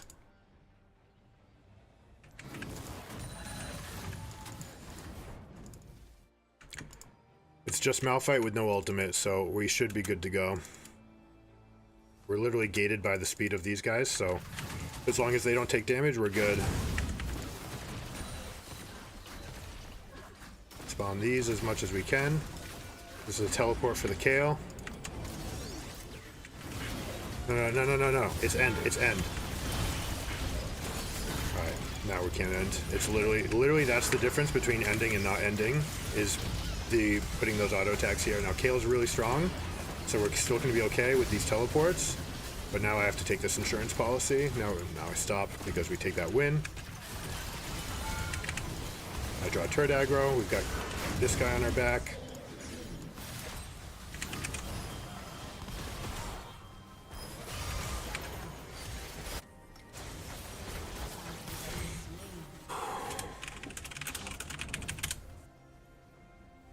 Really frustrating again. Is this enough to kill it? He can't stop the minions from attacking. One more attack from the cannon. No, what? What? Didn't they change the code that once they start hitting structures, they won't stop?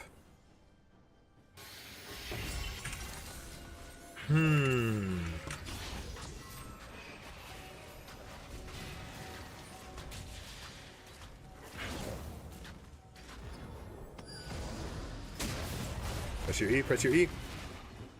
That is so bad for us that they got that red.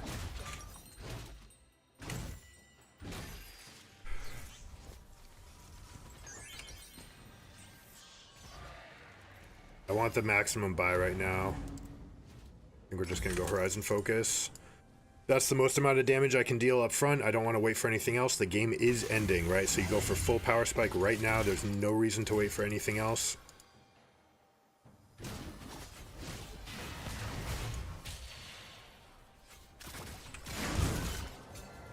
%100% worth smiting.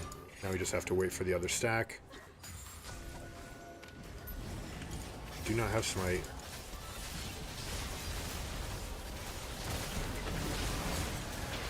We have to block. I have to block it! Okay. Yikes.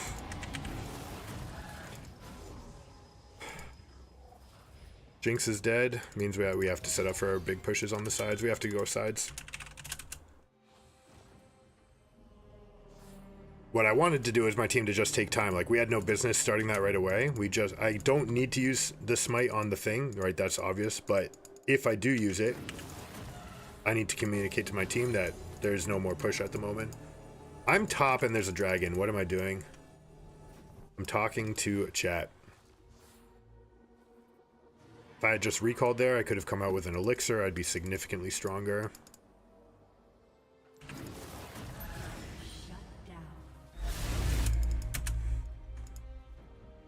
But coming over late was definitely the worst case scenario. Just really don't like that they started that because we have no way to stop it afterwards.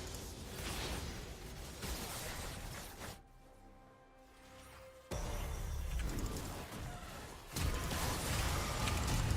I dead? Looked like I was burning. I'm not positive, but it looked like it.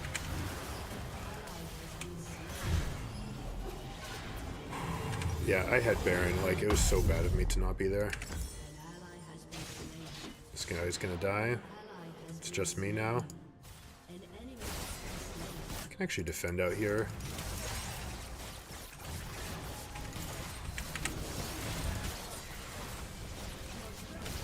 Why am I taking... Bottom.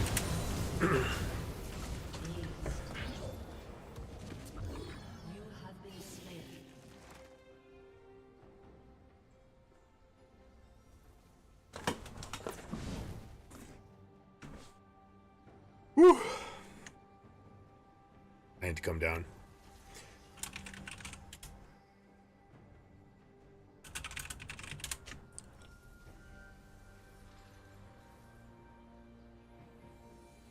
Alright, Baron's in 346. Mid push into north quadrant. Pressure and vision, please. We don't need bot to shove, we just need it to be one minion bigger.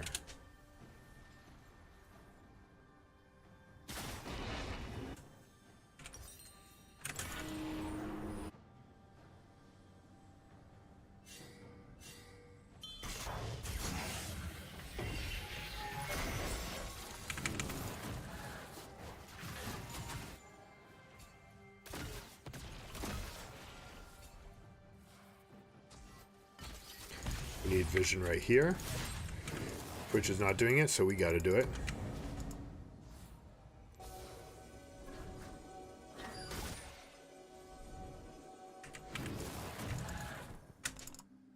Twitch, can you keep the lane deeply warded for us? We are stronger, like we can just push up together. We are significantly stronger as a team fight.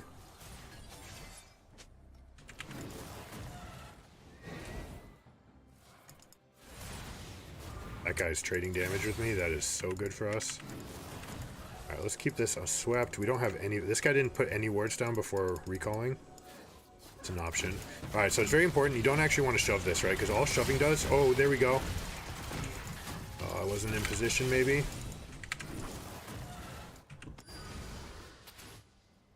You want to fix this side wave. Zinja's coming into the wave.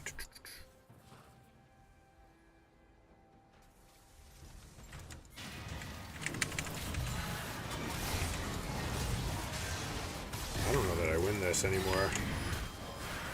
If it gets my team the win here, then it's great, but I think I just inted. Kale might win the game.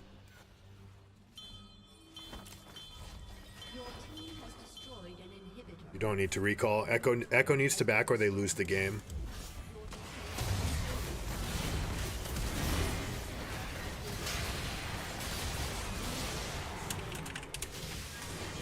Whew, we made it. We survived. Definitely need to take a deep breath after this one, though.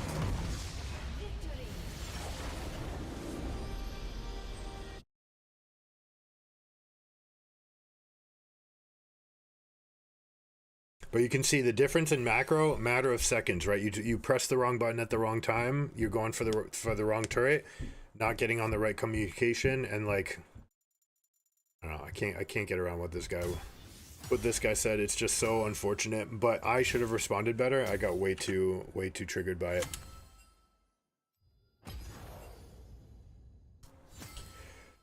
Man, what happened in that early game? All right, this is game ID. Copied to clipboard. Bug report.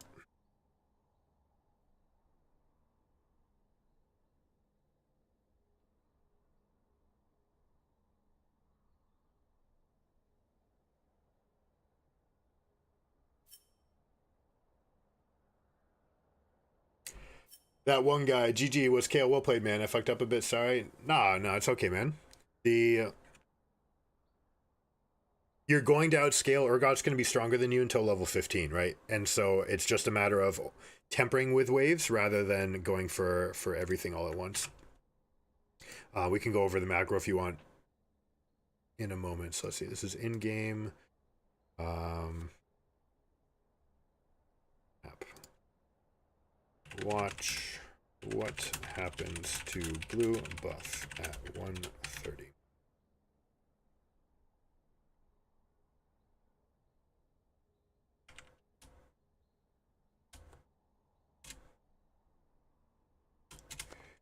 Watch how blue gets stuck on a plant even though it's inside the patience ring. Then it sits there resetting for 20 seconds. That's about as bad of an early game start as we could have had, and we still like completely outpaced the Xin.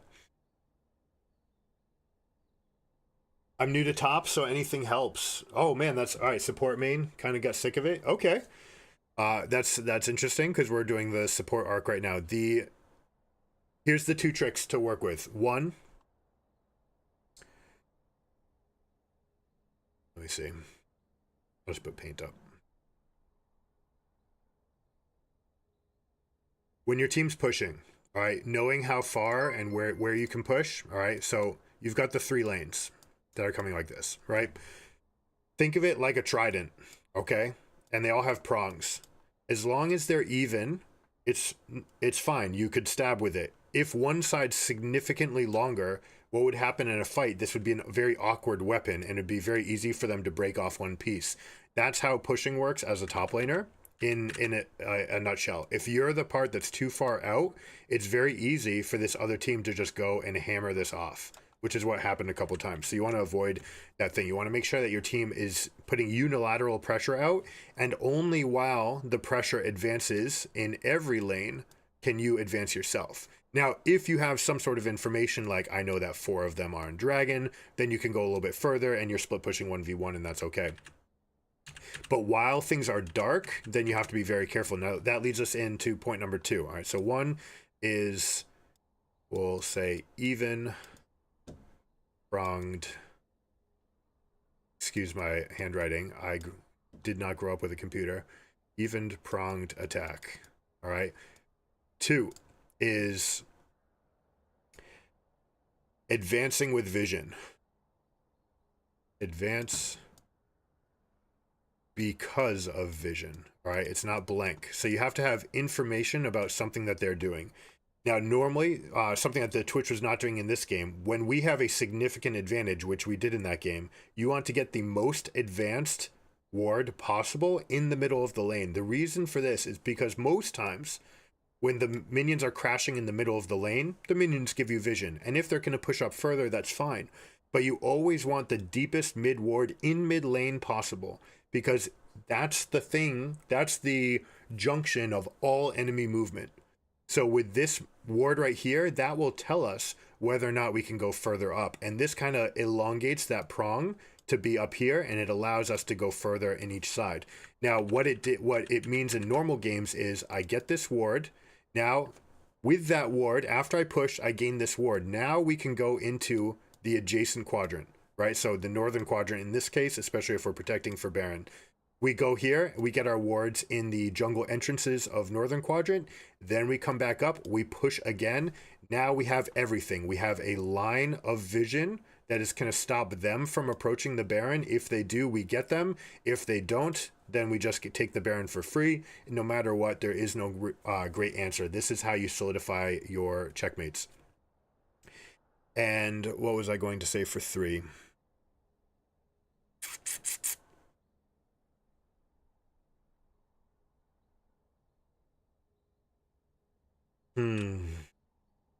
Oh, 3 is patience. Be patient.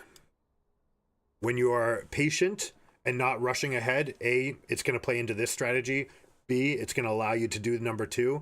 But 3, when you have minions that are colliding, right? My wave, my 6 minions are 7, right? Versus their 6 or 7. This wave in the bot lane, right? It's colliding in the middle, and we're doing this whole pressure up on the middle, on the top side of the map. All you need to do as a split pusher sometimes is just kill the casters, right? Because 3 casters, there's a cannon, and then there's 3 melees. The melees are chunkier, they deal less damage, but they have more health. If you eliminate this, then your wave stops taking as much damage, and the next wave will come up and it'll build, and you'll stack. And then you're going to have a 10 versus 7 or an 11 versus 7 advantage. It'll still stack right here because you left the cannon alive. Next wave, the 10 versus 7 or 11 versus 7 is going to push up a little bit, but now you're going to win that wave by a lot more. Now you're going to have like 9 surviving minions coming up, and your next wave comes up, and suddenly you have 16 versus 0 over here. So this wave starts pushing and pushing, and it basically creates a imminent threat, which is an elongation of that prong on the quadrant that we don't even need to be on, and that's what allows you to take all this as a win. Hopefully that makes sense. I feel I used this at the final push of the game when I saw 5. I think I just needed to move more conscious of it overall. Yeah, being conscious and being aware is the first step.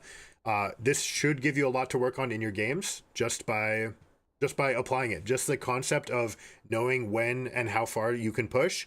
And then this last thing is an elite thing, right? This is something that you get to know being part of Giga Gaming here, because even in the professional, even at World Championships, they don't get this right. All right, this is still something that they walk up, they push the whole wave, and then they move.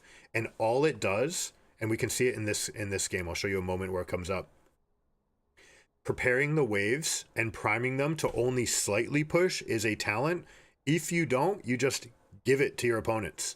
And while you might want to do that sometimes, because your objective is to go get vision, you don't care about the strength of that wave, the longer the wave sits there, the longer the losing team has to wait for it to get to them, right? Because they don't get to come out and contest waves.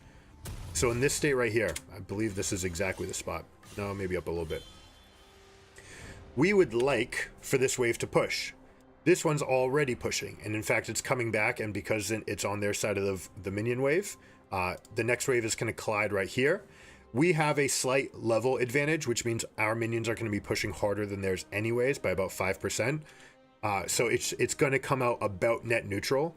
But if we could align it, if we're talking about right here, there's no waves coming up. This is not a great example. Let me see if I can't get a little bit further up.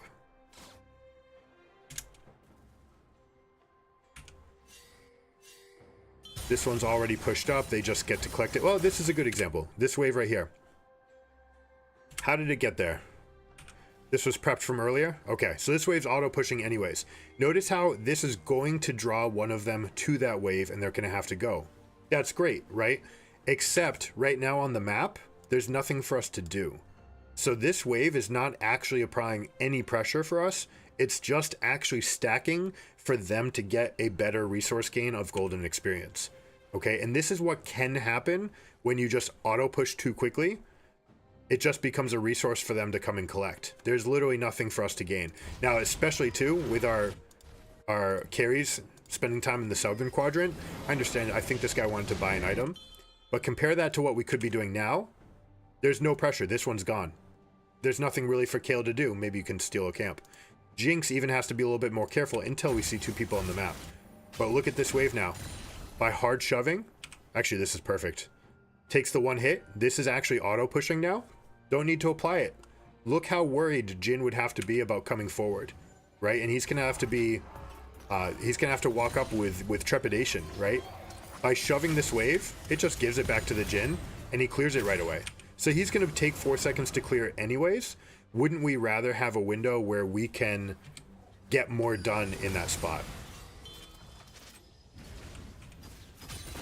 So like for example, right here, Jin should be afraid. They might feel kind of strong in this position with these guys moving into a spot, but Malphite's not in position. If we turn on red vision, they can't see anything, so they have no idea who's coming. Jin, in reality, shouldn't even be approaching this wave. He should be backing off. He, in fact, takes a little bit of chunk damage to come back. Now we take this down. We can now move vision into the different quadrants. These guys, what are they supposed to do? There's nothing left for them to do because there's too much lack of information. Their team needs to play through middle first. Echo needs to help. Malphite needs to help. All of them. They need to help play through middle so that they can get flank vision, so that they can play a little bit safer and then start preparing for the Baron that's coming up.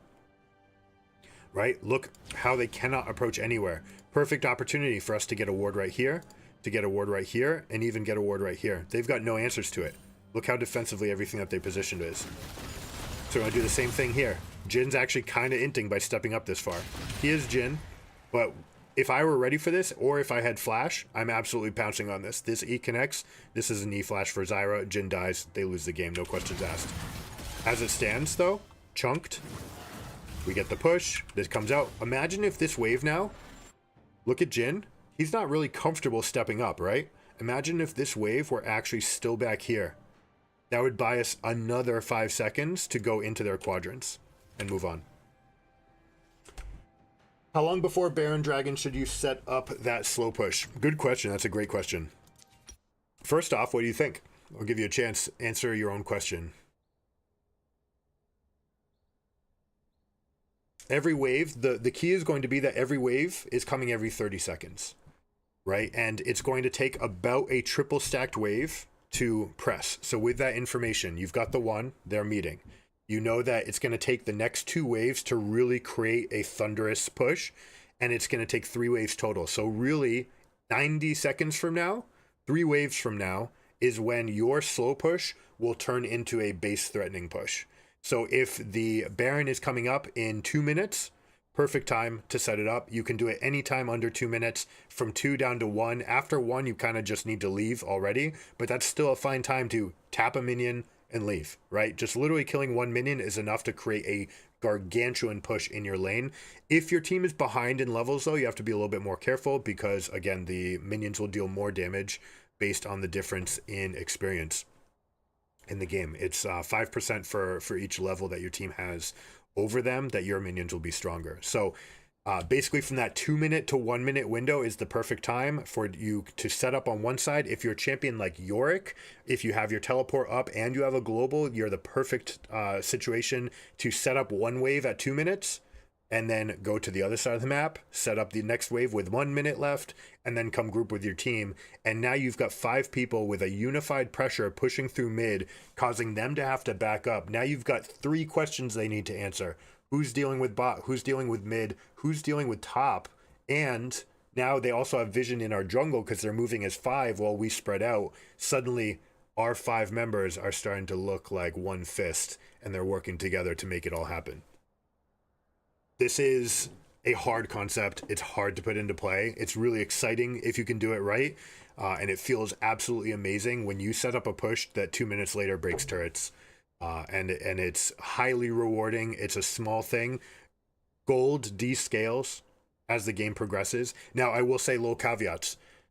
If you're approaching that wave and those 7 minions are the difference between you having a completed item or not having an item, push, clear, take the money, run, spend. Okay, and then go do it on the other side of the map.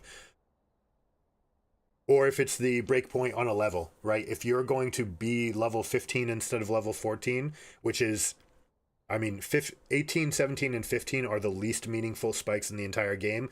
Even if it's one of those levels, it's worth it because you're talking about an extra 1,000 gold in stats that you gain just from doing it. So if it's the difference, then you can go ahead and push it. It's a small thing to not have it done. The one thing you want to avoid is that your opponents have done it to you. And if you see that a slow push is coming to you, call to your team with the ACE acronym, assess. Excuse me. I don't know what just got in my throat, but it must have been one of the lentils. You guys can see it on the title, right? Just want to make sure that you guys have that there.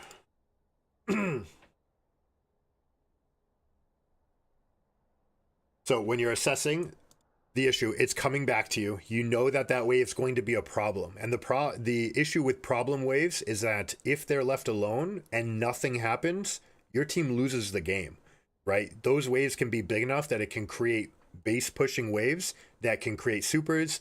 If no one touches the map while the supers are out, the supers will end the game.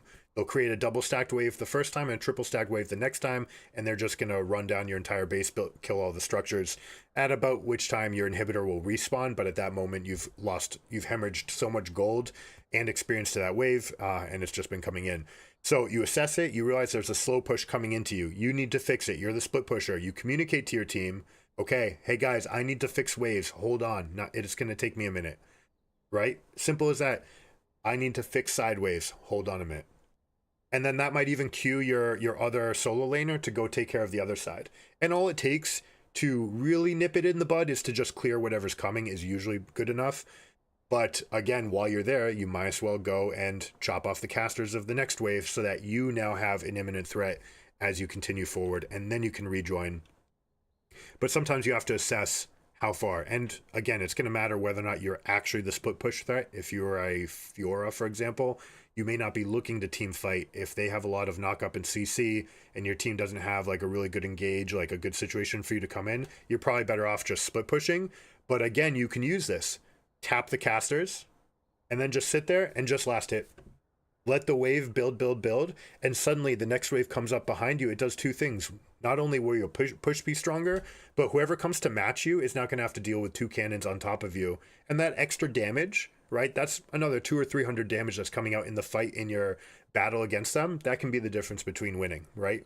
Those items or those cannons plus the wave will make up for about a Kindle gem worth of resources.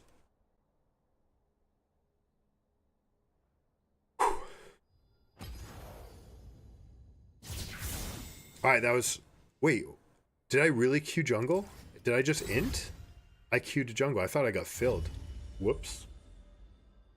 We're supposed to be playing Rakan. I don't know how I did that. Maybe I'm tired. Better, imbibe. So hopefully that makes sense. That's Redshift from Twitch. That was a great question. 1 minute before is really the hard limit. And again, having teleport, if your team's going to go to Baron, you have to assess whether or not are you the imminent pushing threat, and if so, make sure that your team has teleport wards. If they don't, communicate that, assess it, communicate it, and effectuate. Say, hey, can you put a ward behind enemy lines? Put it on the red team's beach, right? Just on their side of the river. Something that I can comfortably teleport to.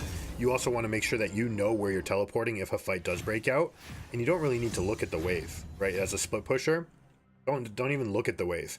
Especially if you're in a game-ending scenario, the gold means nothing. Actually nothing. If you are, A, if you're capped out, B, if you're just in a position where the end of the game is imminent, you're not going to be shopping again, so don't care about the last hits. You can sit there and just literally left click, right click every once in a while to just continue your aggression on the lane, and that's it. And that way you're always primed for the perfect situation. So especially if you're a champion like Shen, you just want to already know who you're teleporting on, under what conditions you're doing it, and how you're going to try to assess the next fight. Sometimes it's better though, if you've created that slow push, swap fields, switch sides. It's just like in a basketball game or a soccer game, hockey. By switching the ball motion, you force the defense to shift. And you're putting pressure over here, they have to answer. You put pressure in both places, they have to split and answer. Then your team is very strong to make this movement up in the front of the map.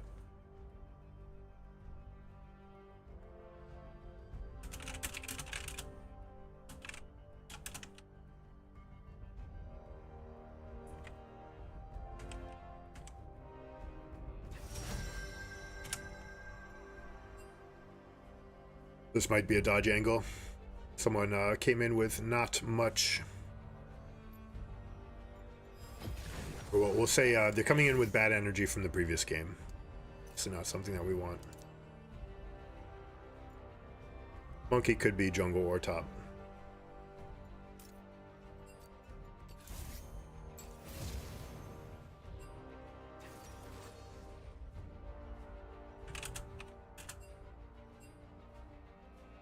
Raptor.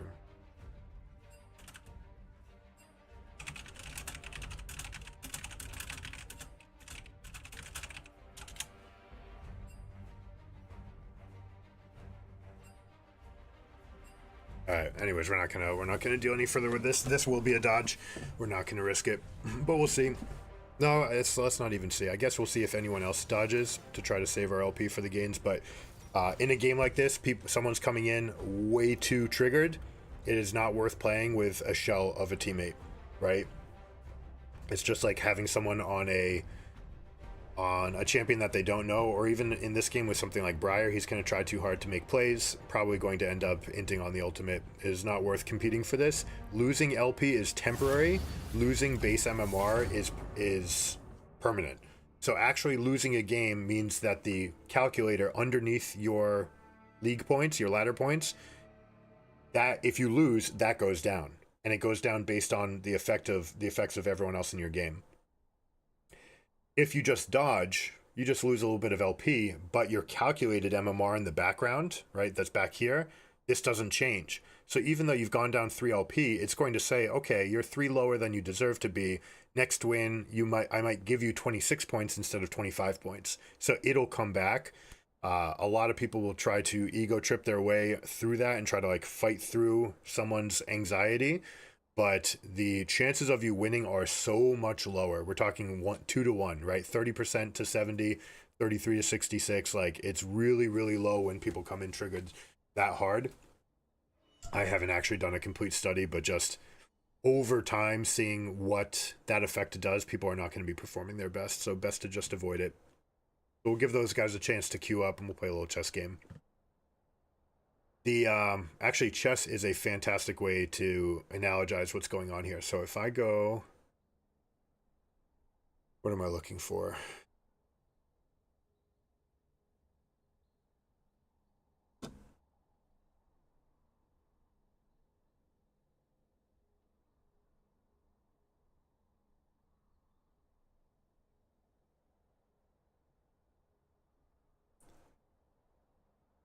We'll give them some pawns and a king.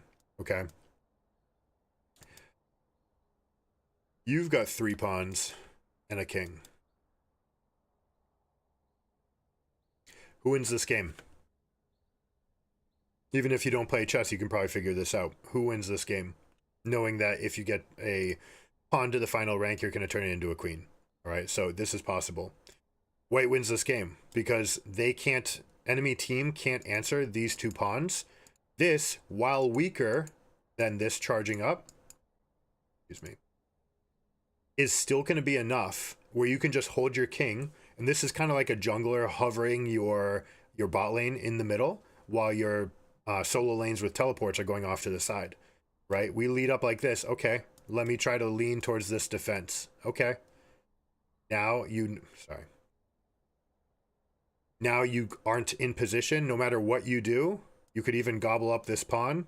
It's too late to answer anything. So white's going to get this queen. They're going to win the game.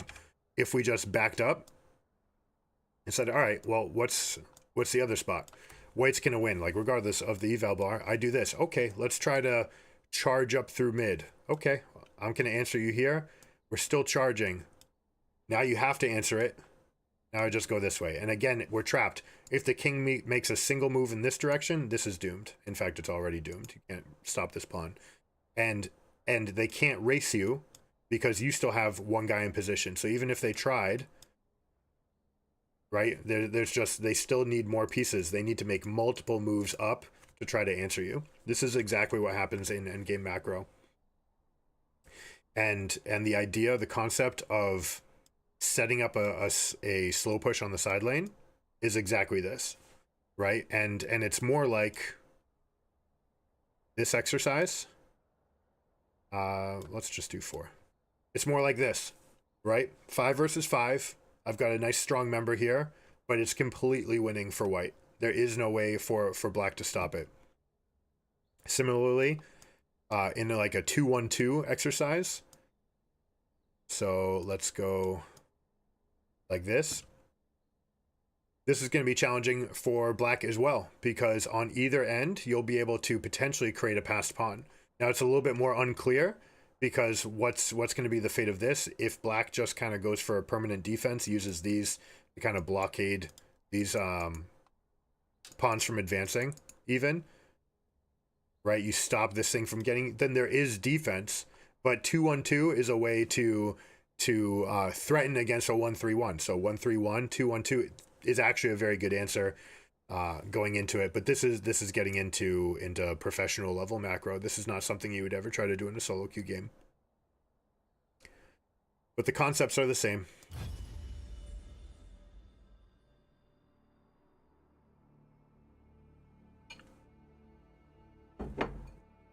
If anyone's joining from that last game, join me for a box breath. Box breath is 4 seconds in across. We're just going to take a deep breath in and hold. Breathe out. Hold. That simple exercise you can do every time you recall to the fountain. Every time that you die, it can help you come back down if you're in an elevated spot. By denying oxygen flow, you can actually stop your body's ability to send cortisol. We mentioned it a little bit earlier. It stops the cortisol, the stress flow to the brain, and it's sort of like pinching the hose. It's like taking the hose and pinching it. And it stops that. It forces your body to come back down, and then you can be more relaxed, and then you can choose to optimize and come back up. It's pretty sweet when you actually have the capacity to choose exactly how hard you're going to.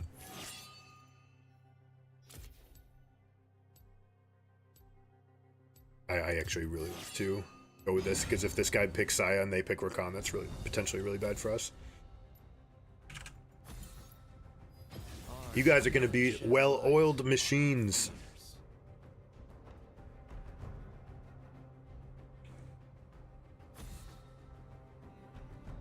Alright, it already looks like I'm going to be a peeler this game more than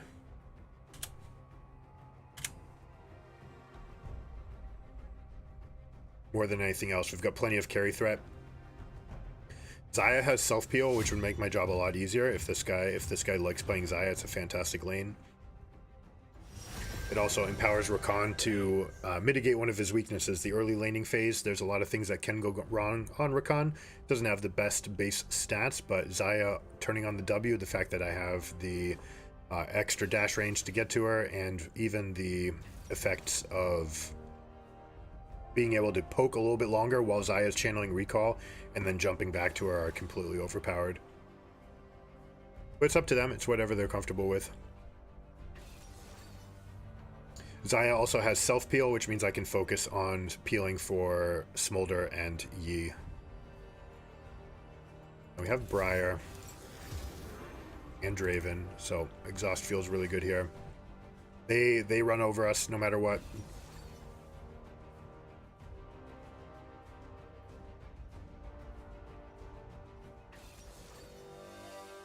Zed. So this is a Maokai support. We have to be very, very careful with this lane.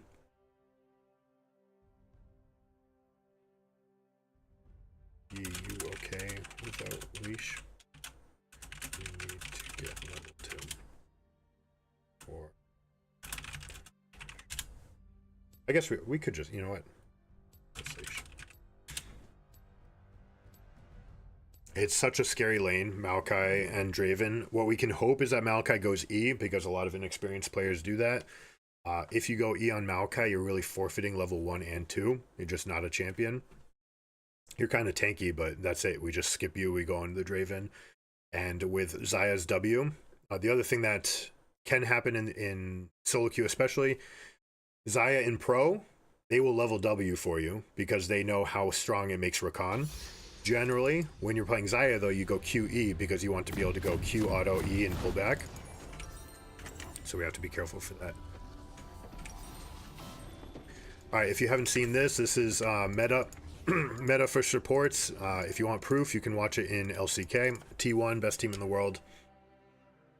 You want to go double Dorns early in a lot of these volatile style lanes because it is going to be the difference between surviving and not surviving in these fights.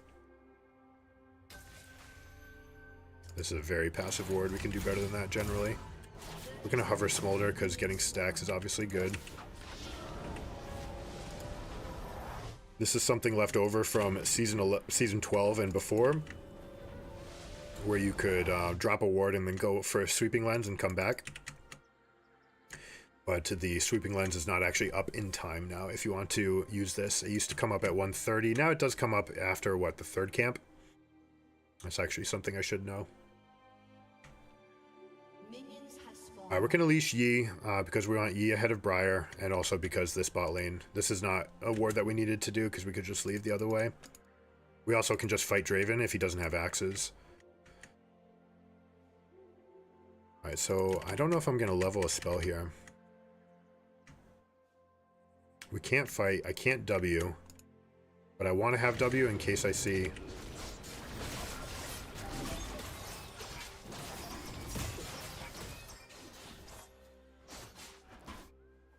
I didn't see. What did she cast?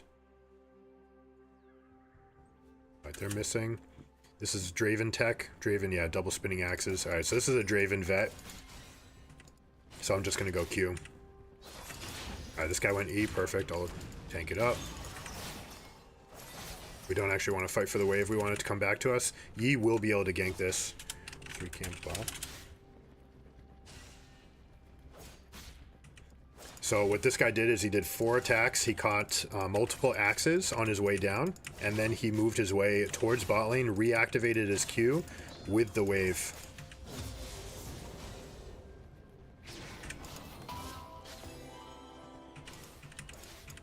He could path away for us, and we're totally fine to just let this come to us, and we'll be okay. But if he decides to gank, alright, the plan is to stay away from this wave, let it come back.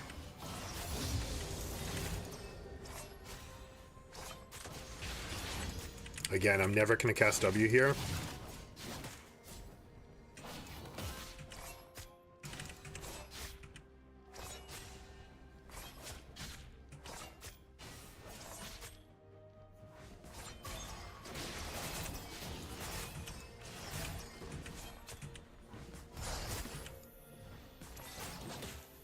Oh, shoot, I didn't need to hit that, my bad. I think I actually missed a minion, which is totally fine. I'm totally down for my Xayah to get the level before me. The fact that Maokai didn't have his W to all-in threat us at 2 is a big loss for them.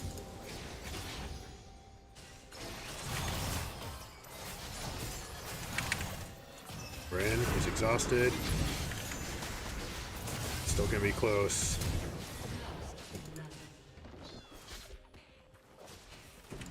We wanted to do a 2-step process trade there. We did not want to go for all-in. We just wanted to chip away at him, get him pretty low. We did end up getting both of these resources, though, and I imagine we saw this from Maokai, though I don't know for sure. Gonna stop this, pull the wave over. We're gonna go stop their back, hilly style.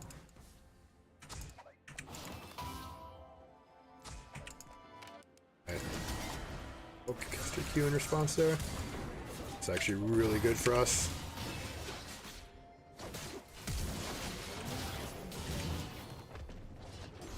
I'm gonna go stop this guy's back.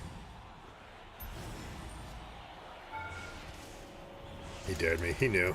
Alright, this guy might be a fairly strong champion. He's showing a lot of really good fundamental knowledge, which could mean that he's a one-trick, or it could just mean that he is way past this rank.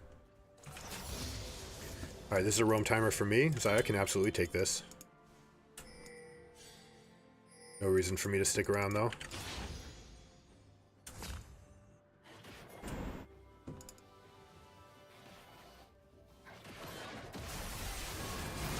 Hey, go. Do you have flash? You don't have flash, huh?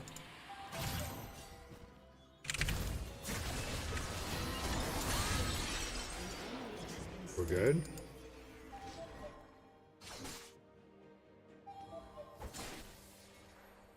Bank cooldowns. We're gonna help this guy to push. And we'll just recall. Smolder has first back. Briar has to leave, which means we have first strike on the Void Grubs. He could also go for a gank on the Gangplank. All of these are great options. This is going to be a Booty's game. Plated Steel Caps is way too good in this game.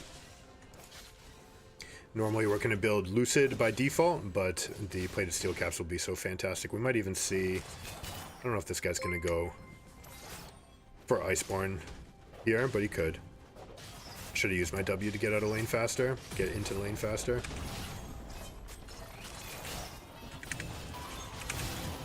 Good trade. There we go. A little bit of a chunk. Oh, I didn't buy World Atlas. That was troll, actually. See, even here, we make mistakes.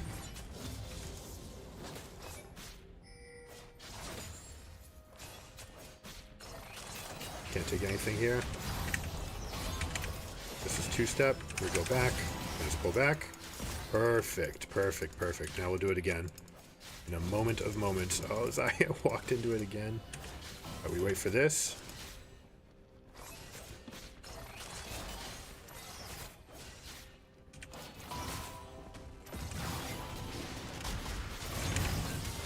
No, don't die.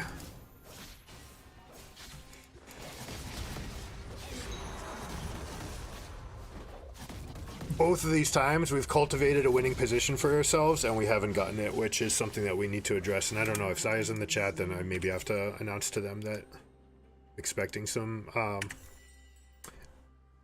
what I say has a little bit of a delay, and what I expect from them might not be immediately efficable. Just avoid this things and will be enough.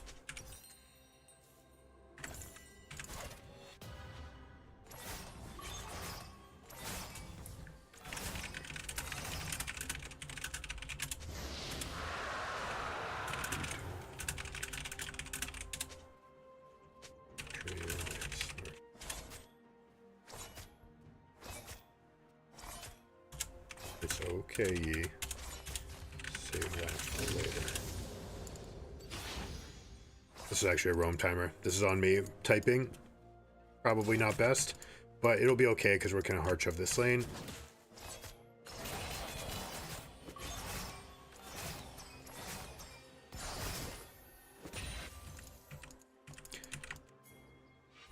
Gonna go get this ward. Xayah should be hitting some more right now.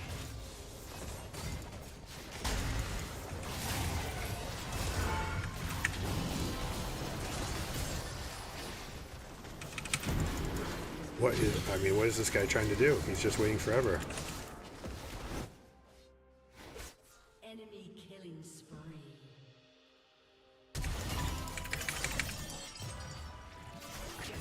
That guy's dead. Gonna be close.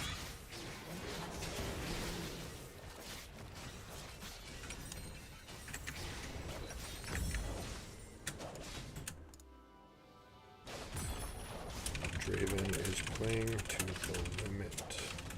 Always. Shh.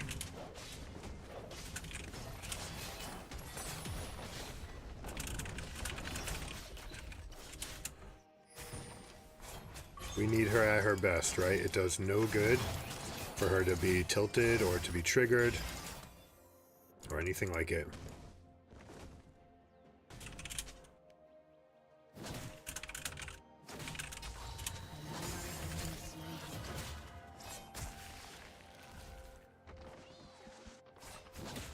Draven's shopping, so we have to be really careful.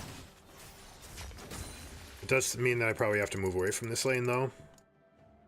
And just let Xayah farm under turret. She's can get dove if they know what they're doing, which Draven probably does, but...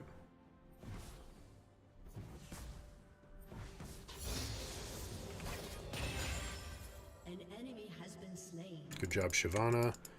Where is Briar?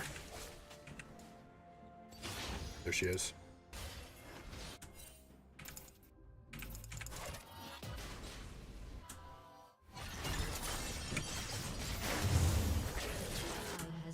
Unacceptable.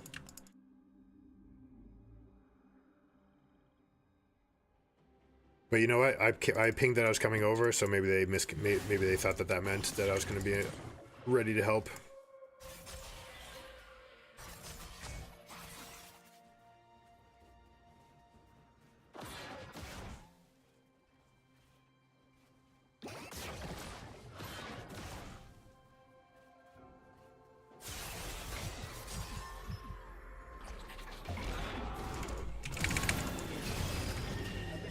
That.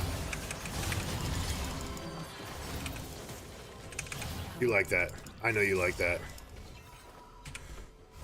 Can you guys clip that for me, please? An enemy has been slain. An ally has been slain.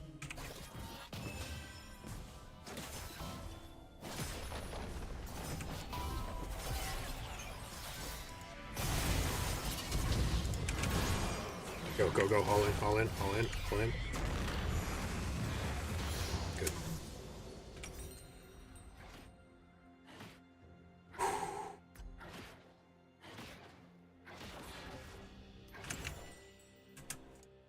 No, but this is the game.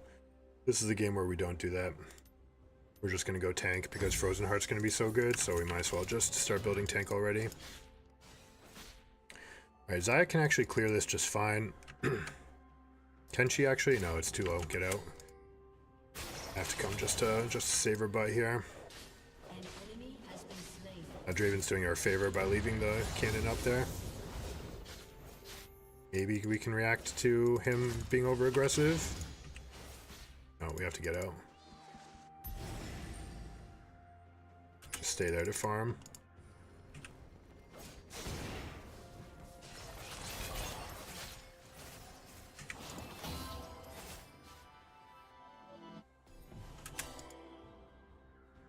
All right, our team gets Herald's, grubs off of this. Hopefully Draven is the type that's just push bottom till you lose.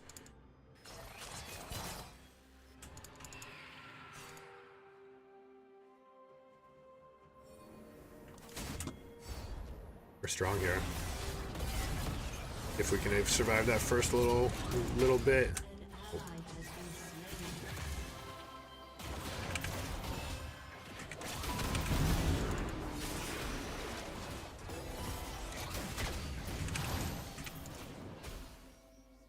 Go Shyvana, speed boost, please. Go, go. Why are they hitting the barrels, guys?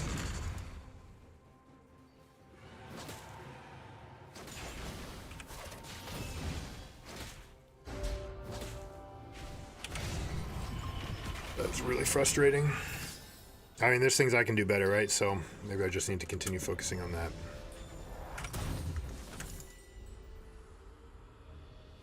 Yeah, game's winnable. It's especially since people are playing poorly right now. That means I know there's a whole nother level inside of them, so I just need to allow them to shine brightly, right? Allow them, invite them to be the best version of themselves. Xayah's about to face off against Zed. She needs to be very careful here.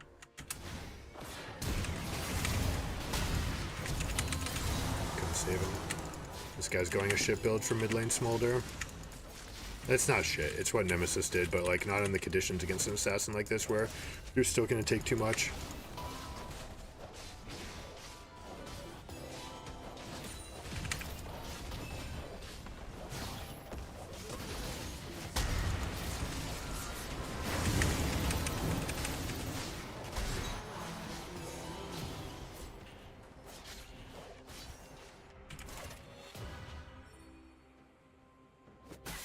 Nope. Get out.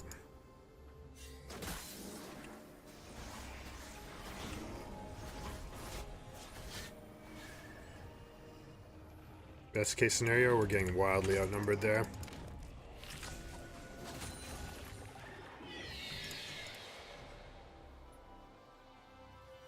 Maybe we go on Zed. Alright, so remember that three-pronged fork that I was talking about? Being too far up? This guy's too far up. We're going to absolutely go and on Zed now.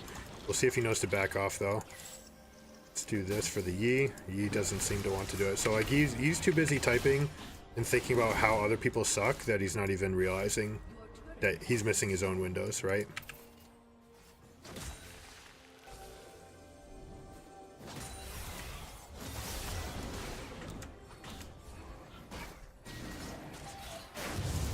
That window's gone.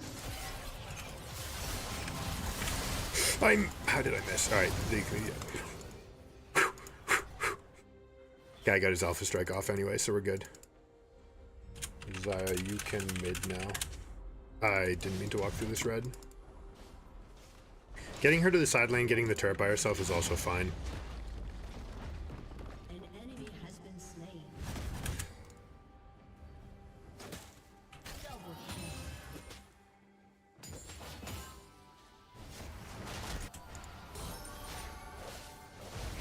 That's gotta be a loss.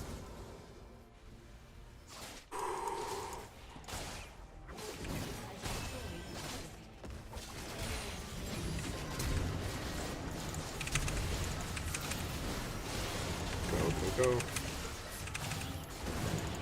God.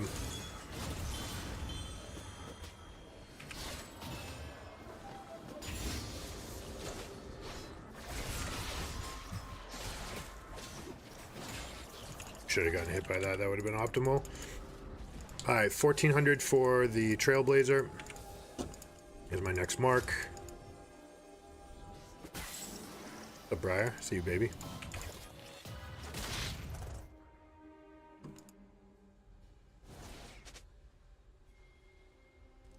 What?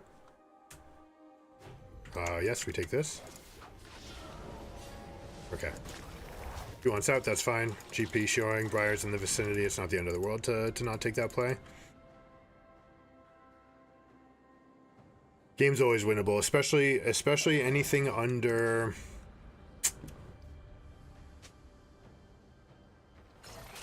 LCK top 4 teams. Like, not even joking. People make so many macro blunders. Alright, they just saw us. That's actually a really good ward they got down. Oh, he wants my zombie ward. I appreciate that.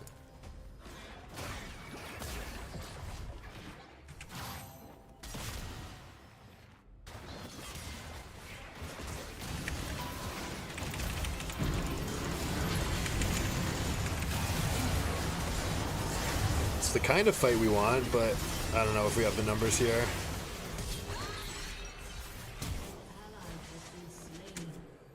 Not sure if we're gonna need the teleport next time.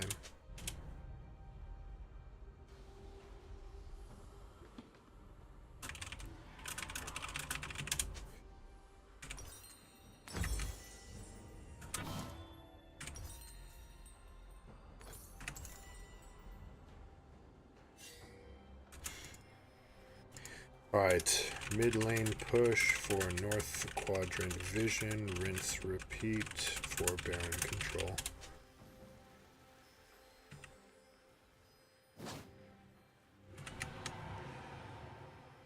It's fine for Smolder to go pick up a wave. Your team has destroyed a turret.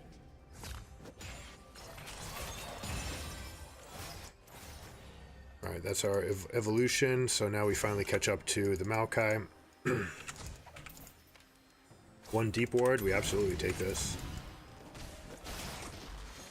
We take this, 100%. Go, go, go, go. Do you have ult? He doesn't quite have ult, but we keep going. That's beautiful. Absolutely worth. We don't go any further than this, though. Alright, so now I work on my quadrants, right? So I've got the mid lane ward. You see how we saw Briar rotating there? It gives us really good information of what's coming. Now we're going to work on this quadrant to try to get superior vision up here. Because it's a Chemtech map, we're also going to do this. Now I have some amount of idea of where their vision's going to be coming from, and we can start setting up around it, and maybe we get... Actually, this on spawn, honestly. How did Shyvana die? I didn't even see.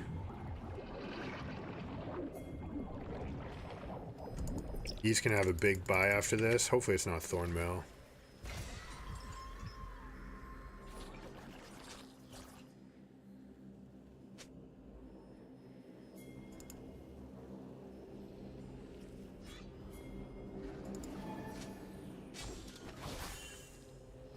Come on, jump it. You know you want to.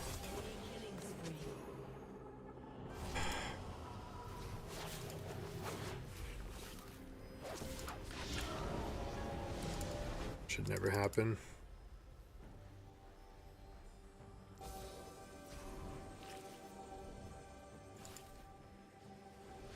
This is really scary for us. Teleport right here, man.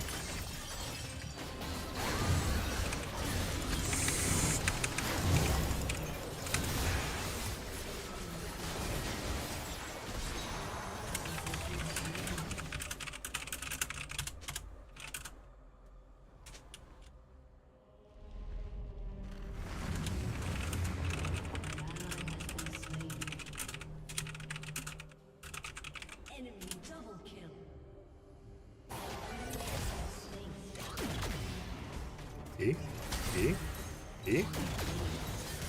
Jerry, you see?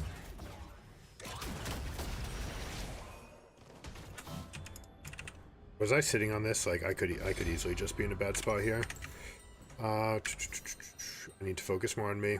I can't stop how poorly everything else is going. They have so much crit on their team. Even the Z passive counts as critical strike too, right?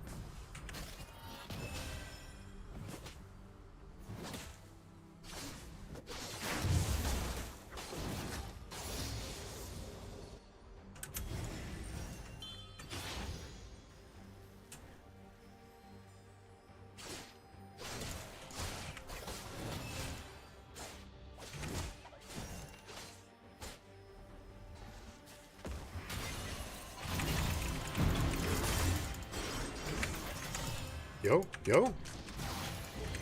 That's a fight we absolutely win. It's too bad.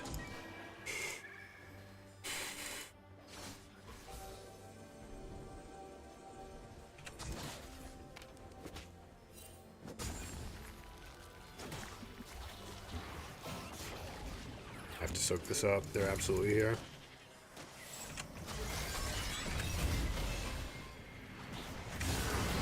A block.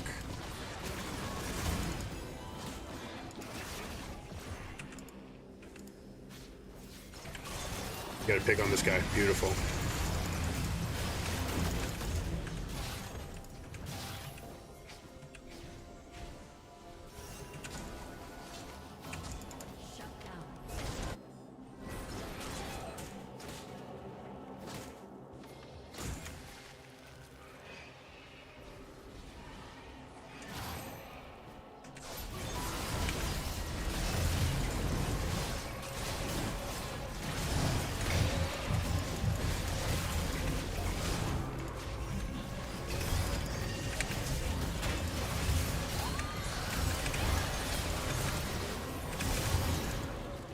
I get the Z too.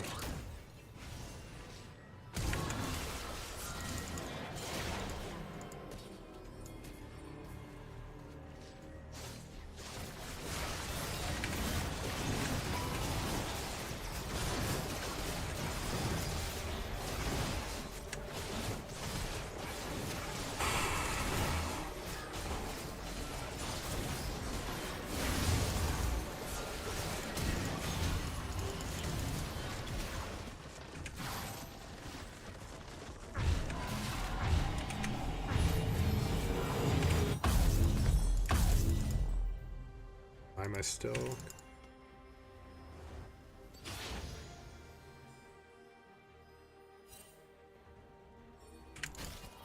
Hit this. Shyvana stole it? Are you kidding me? Oh my gosh. Alright, now we push.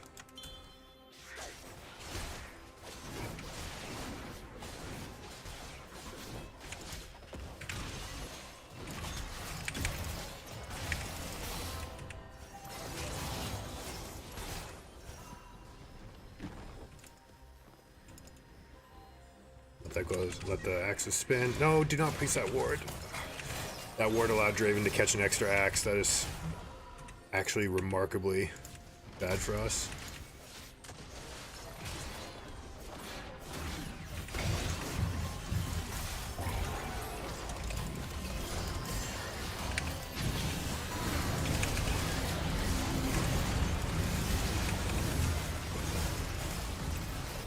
Trying to peel everybody. I think I got just about everybody.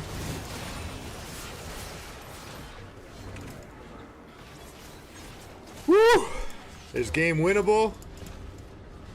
Always winnable. We still have to end tight though. Shyvana's not pushing with us. She does not have teleport here. I take aggro. I draw 2 shots. That's all I can do. Master, you should be able to clean that up though. Because he's gone, that should be enough to take this fight, and we're out. Alright, the deepest ward possible. We're gonna go right here. And Dragon's up in 320, so let's talk about this ward right here. And this one right here. Oh, I don't have it. Okay. So we'll do this. Now, is this wave in a good spot? It's already pushing. Just want to give it a little tap. No, I want to fast push this because I want to force him to rotate. That one's going to be pushing too soon anyways, so we just want the strength. We want this to get... maybe that was wrong. Maybe that was just wrong.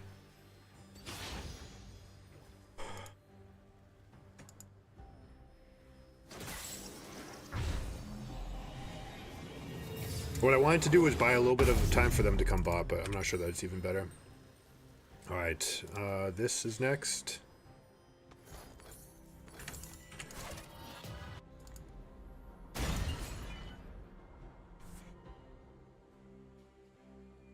We didn't get an inhib, so we don't actually have that full meaningful ending. Now Thornmail and this is going to be fine. What I was talking about with this guy, Thornmail is actually a really bad bundle of stats, whereas Randuin's Omen is going to be a hard counter to multiple. You've got crit, and crit, so Randuin's Omen's absolutely insane. It's probably so good that I will buy it as well. Again, I don't want to take any of this. I want to give it to my team. Now, ideally, we just slow push this. What this guy's doing right here, the fast push, it's a little bit too early. This would be a perfect example for us to try to get a slow push going.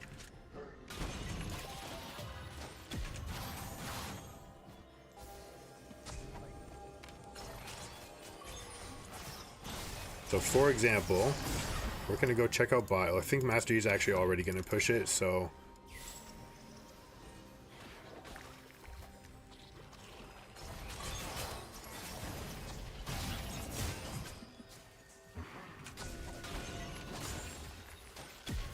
Now we get mid-prio, let's see, 125. We can harass this guy a little bit. It's barely can do anything, though. I'll eat this. We want red buff, 100%. Alright, we also need to fix sides, please. They're so far up. Jesus Christ, they're so far up. We've got 58 seconds. I have the most mobility on my team. I'm just going to go do it.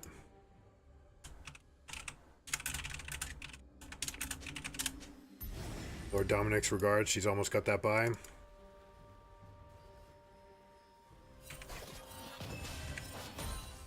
This is a pivotal thing that our solo laner has not done, and it is absolutely crucial that we get it done. So it's not a matter of if, it's that it has to get done. That's what it is. Alright, now our reinforcing wave will be okay. We're going to jump over walls to get here. We're going to speed boost ourselves up because it's chem map. We're going to be okay. But because I had to fix that side wave, it means we've lapsed in vision, so I need to be very careful about moving up here.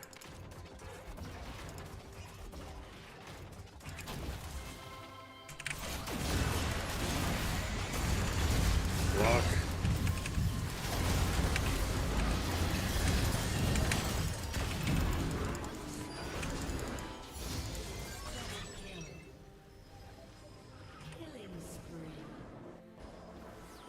We can just go for the inhib here. Probably just the end.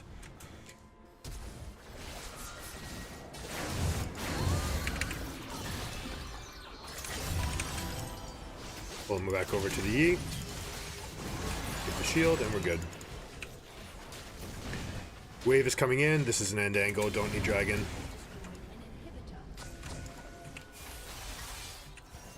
Preferably people don't take extra damage here. No, no one brought the wave up, so never mind. Not an end.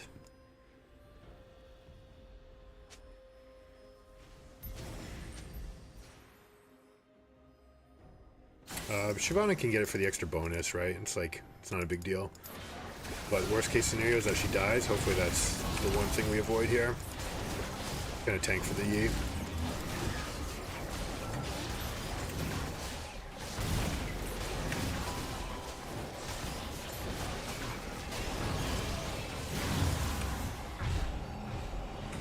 We got both.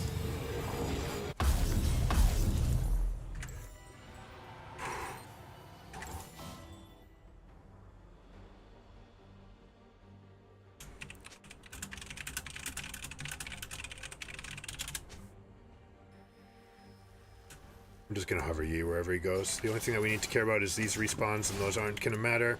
Hard shoving this is okay. We want to create a side lane pressure. We don't need to go any further up the mid lane.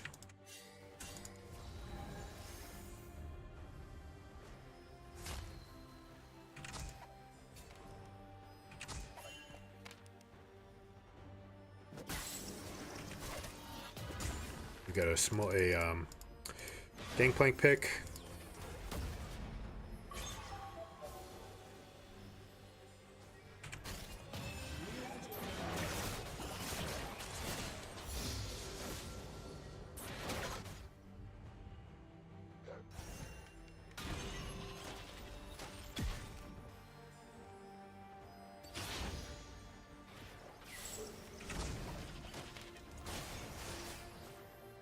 Now we have the super in mid. Shyvana's accurately stepping back right here. I'm just going to cover this area in between the two. Ready to support, staying a little bit out of vision. I don't know that they don't have vision here.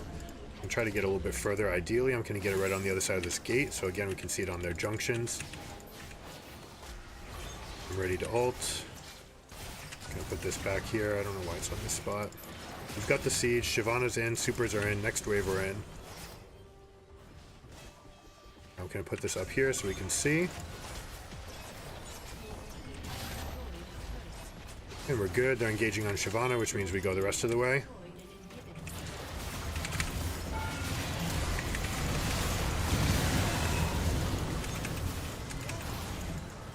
Dead to the E. We're good.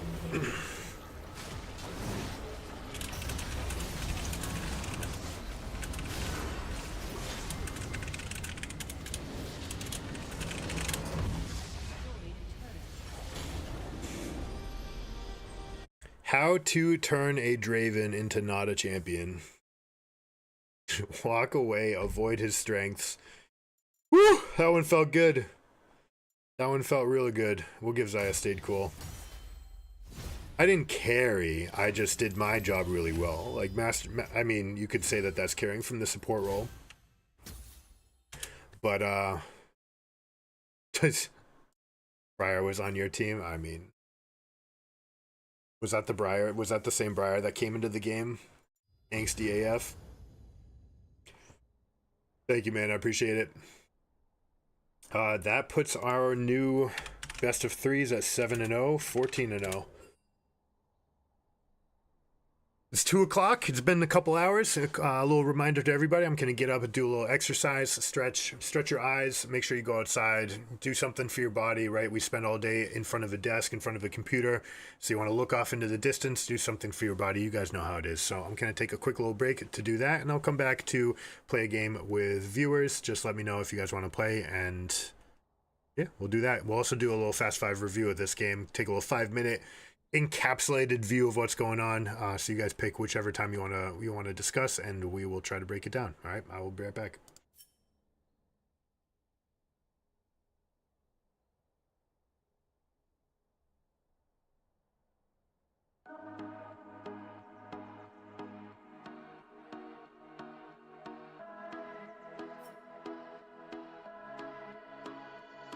Fireflies, a million little pieces, feeds the dying light and brings me back to life.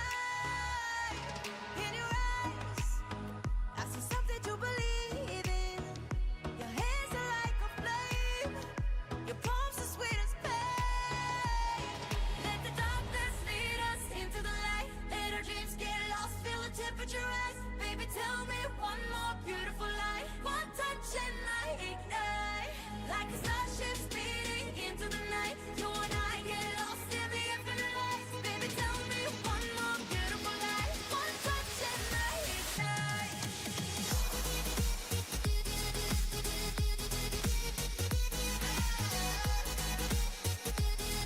One touch and I ignite.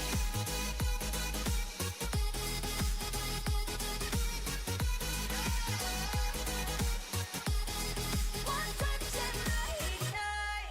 So alive. Your touch is like a daylight, burning on my skin. It turns me on again. You and I, survivors of the same kind, but we're the only ones dancing on the sun. Let the darkness lead us into the light. Let our dreams get lost, feel the temperature rise. Baby, tell me one more beautiful lie. One touch and I ignite. Like a starship speeding into the night. You and I get lost in the infinite lights. Baby, tell me one more beautiful lie. One touch and I ignite.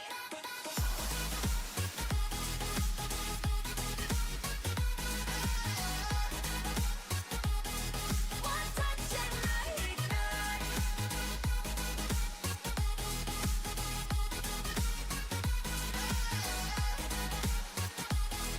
One touch and I ignite.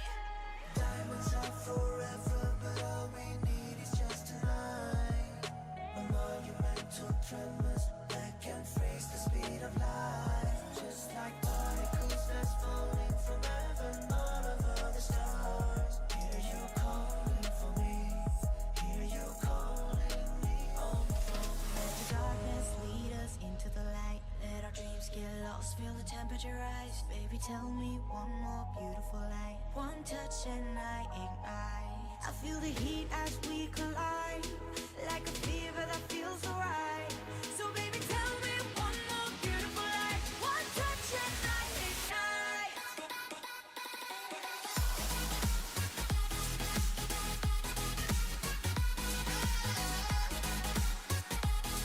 One touch and I ignite. One touch and I ignite. One touch and I ignite. One touch and I ignite.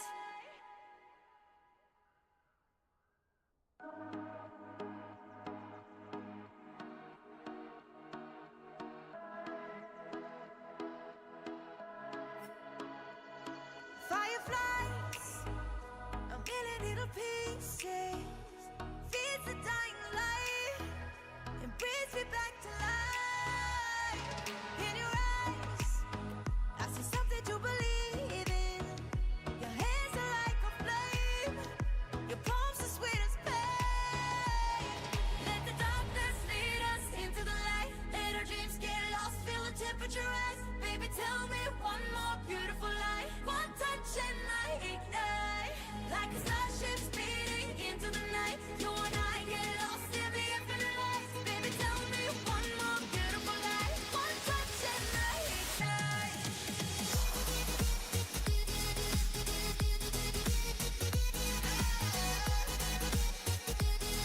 One touch and I ignite.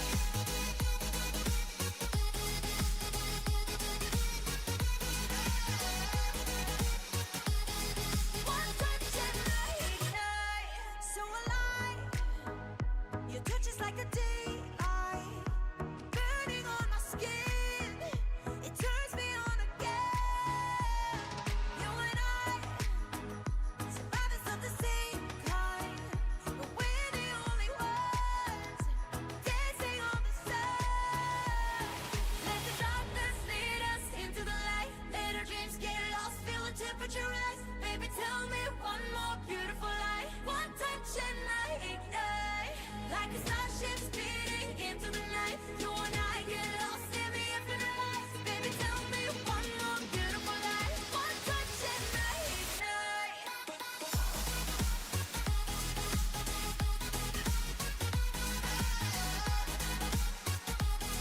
One touch and I ignite.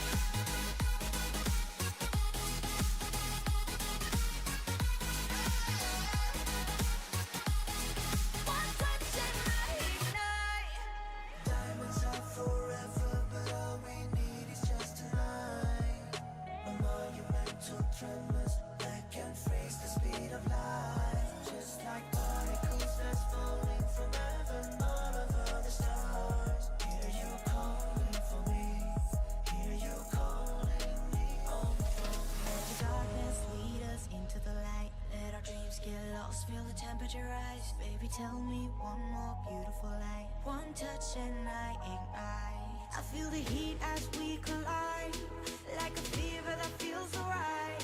So baby, tell me one more beautiful lie. One touch and I ignite.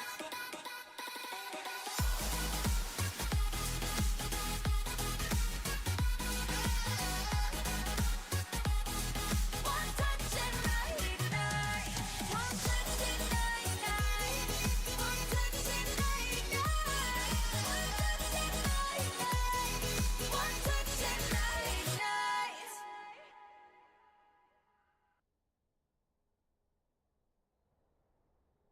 All right, we're back.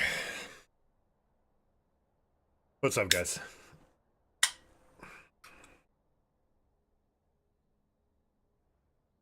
It's important that you build breaks into your day. It's very easy to just Q next, Q next, Q next.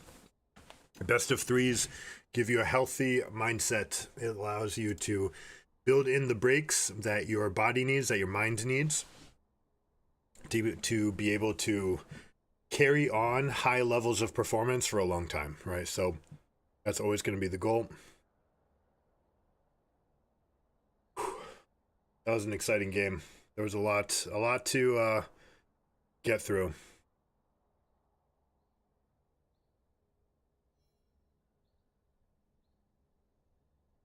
Did anyone get that clip?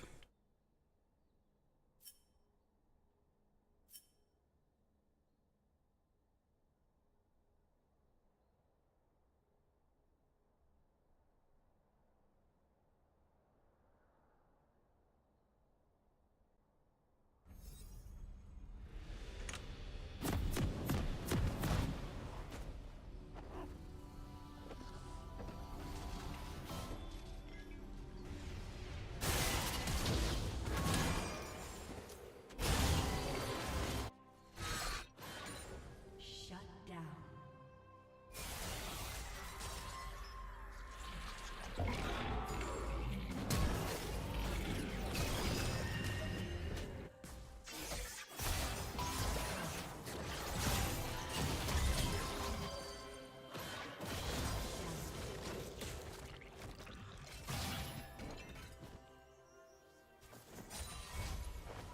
I like it.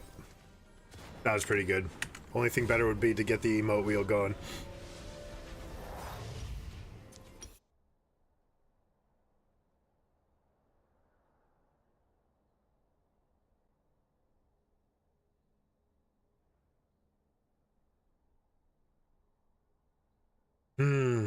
Thornmail. I mean, Thornmail is a counter to Briar. They do have a decent amount of healing. It's okay for the anti-heal.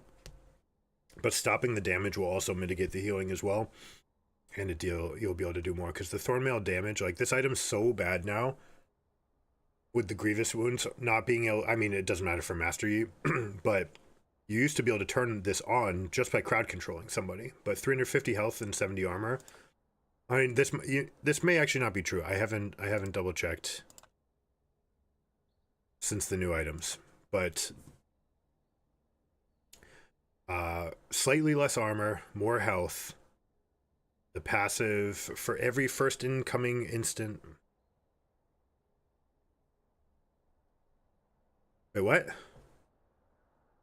Every first incoming instance of post mitigation basic damage per cast instance is reduced by 5 plus a chunk of your maximum health, maximum 20%. Also, critical resilience reduces incoming damage from critical strikes by 30%, like completely undoes the critical strike. So, I mean, yeah, this is absolutely insanely good, this game. It would be an extra button. No, it's got no active now? Gosh, what did... I gotta go find out. I need to make sure that this is exactly the same in-game as it is here, because... the guy who does patch notes gets handed the list and says, hey, type this up right now and submit it, because the patch notes are coming out in 18 hours or whatever it is.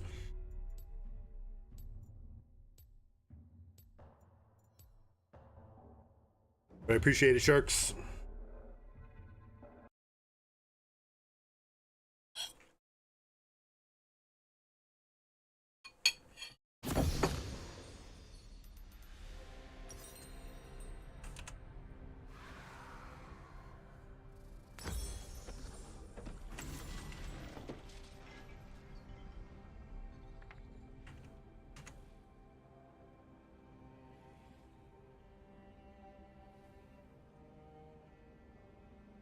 This thing has 3 abilities. Welcome to Summoner's Rift. For 2,700 gold. 30 seconds until minions spawn.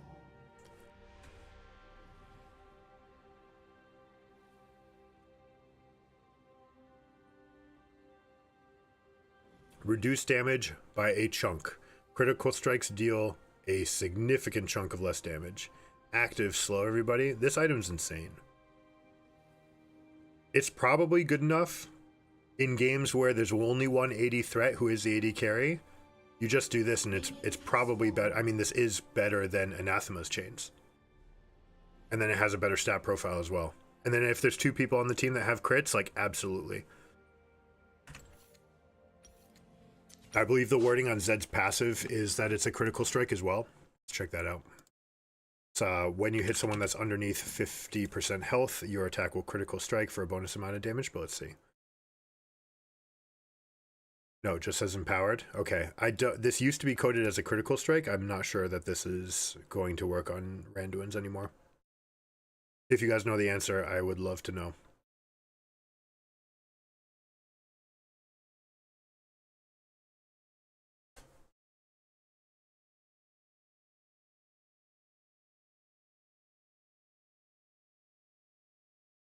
It's also an attack dealing bonus magic damage. I wonder if plated steel caps works. You know what? We gotta go ask Zed mains. Let's go to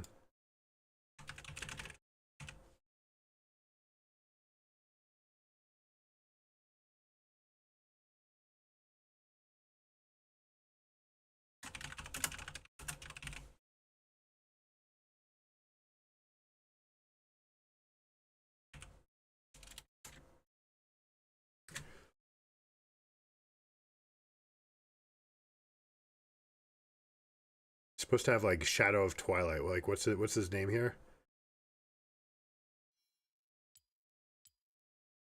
We're gonna do some important research. Zed. Does it say here? Master of Shadows. All right.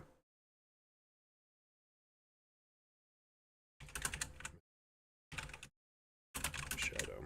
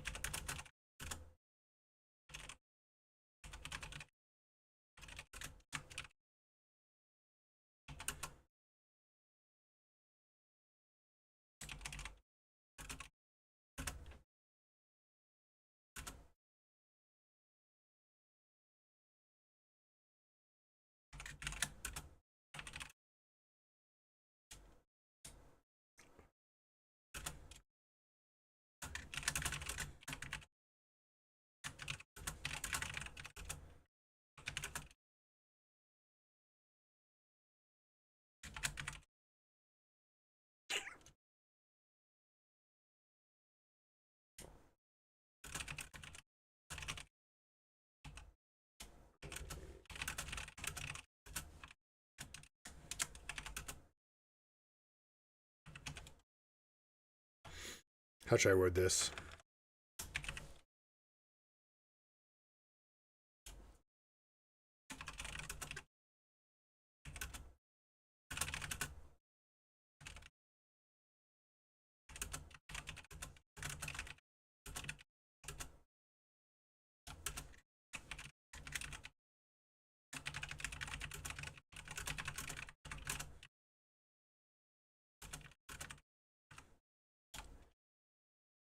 What's the other thing we want to get into?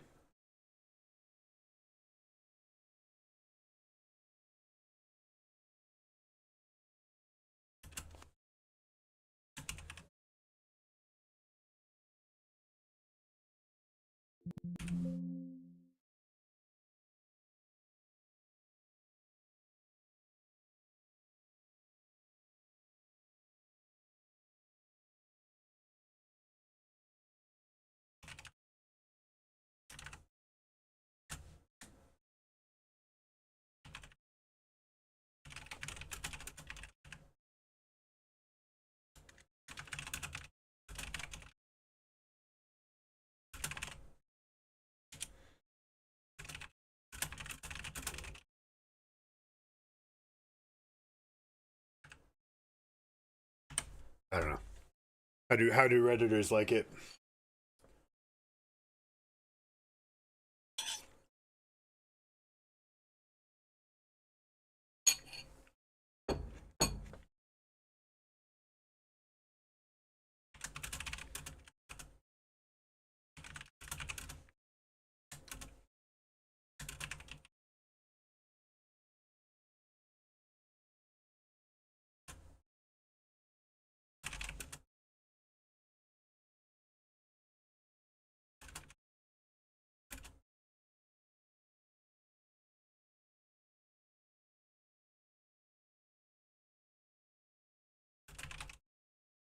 I don't know.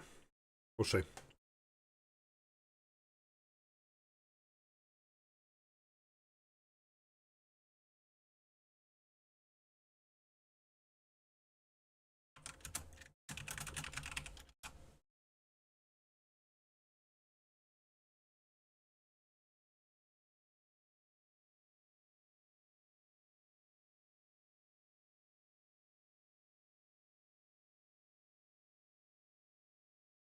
Forgive me.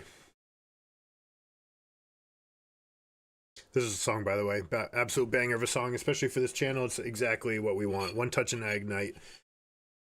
Hopefully people who come by are ignited to find something new or instill a new passion in learning for the game.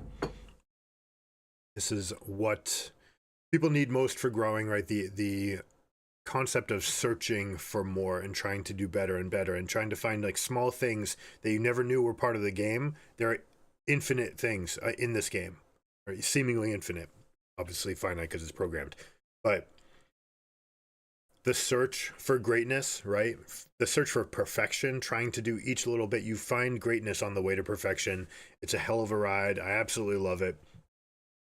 And hopefully you guys too. So even if we get just a few of you to want to do completely new and interesting things in the game, then we'll consider that a win.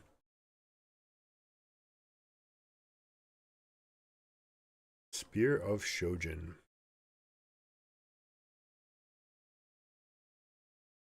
Yeah, I guess this makes sense.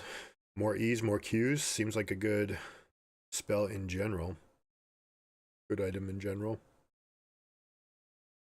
All right, cooldown game. What do? We can play teamfight tactics to cool down. We can do something kind of wacky. Yorick in the jungle. Darius jungle.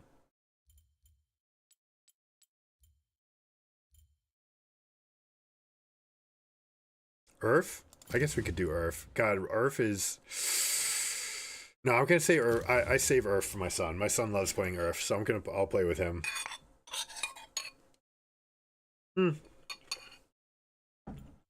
You know what? He's so much better than me now. I need to practice. You wanna join in?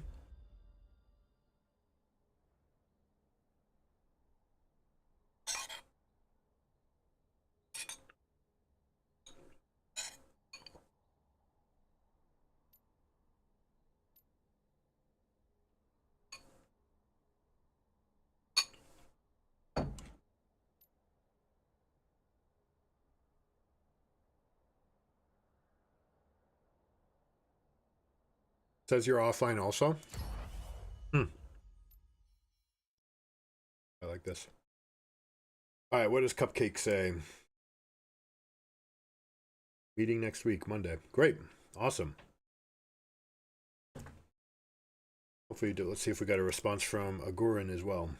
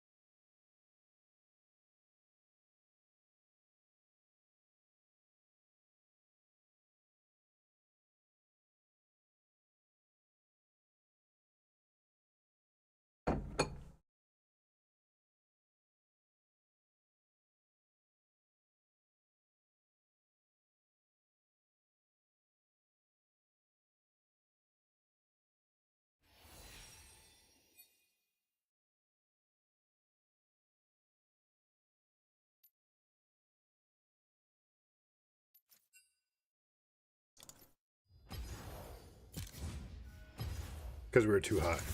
Too hot to handle.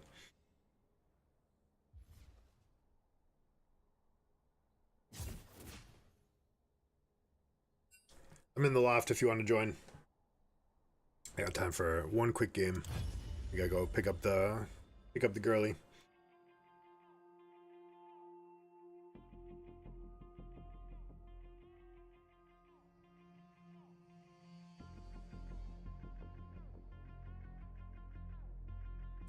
Roberto, gracias por la invitación y felicidades a tu pequeña Elena.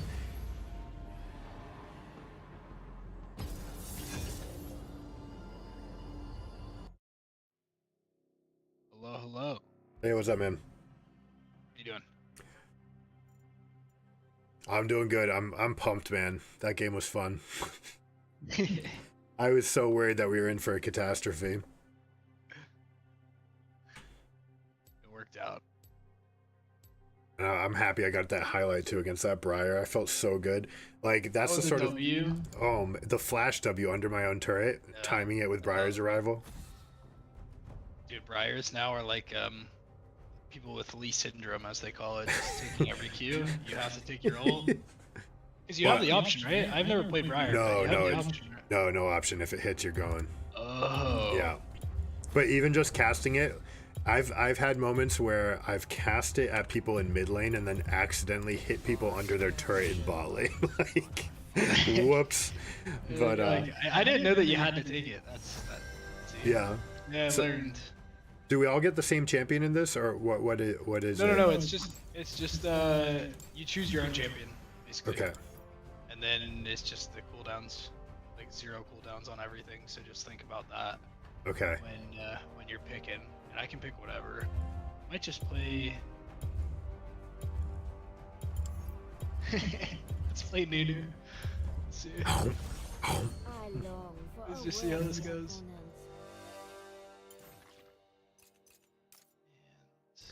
I have no idea what to expect here. Someone's playing Rakan. Wait, what? I mean, your Q's gonna be like, like I played Smolder last night with some friends on Earth. Yeah. And you mean you just spam W and Q, but the other Okay. team had Tarek. The other team had Tarek. Oh, ult there, Tarek. Oh man, that's tough. and you just couldn't move. So. That's the way it is sometimes. Man, this has been an exciting week. I mean, it's on both spectrums, right? So, my wife and my daughter, or my wife and my son, have strep throat. Oh, That just happened yesterday. 3 days ago, my 18-year-old cat died. Yesterday, we found out that our other cat has a brain tumor. Those are the downsides. We had to cancel our vacation as well because the family's sick. And on the other side, though, I'm meeting with 2 former rank 1 players talking about coaching things, and then the dive episode was about coaches in general. And everyone goes top lane, right? They just fight. yeah. And so, like, and in the Rakan games,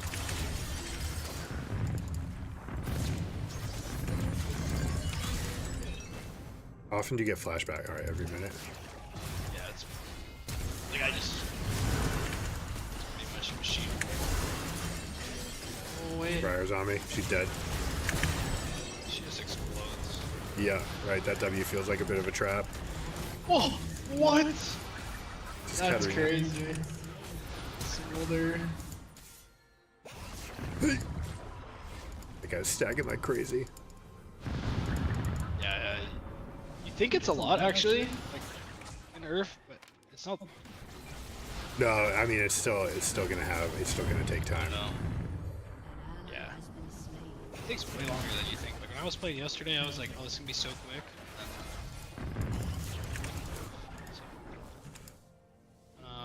People going to lanes.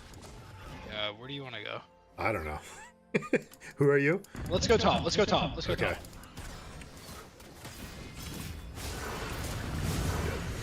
I'll come in a See how moment. this works. Wait, they're still all top. Mm-hmm. Extended. I love it. No, I was asking about LCS because even though I know like LCK and LPL are the best like talent, I guess. Yeah. It's just sometimes it's interesting to see. It's usually LCS is just copying LCK and everything that they do. At least Yep. the Korean players are. But it's interesting to hear like people like LS talk about it. Oh no.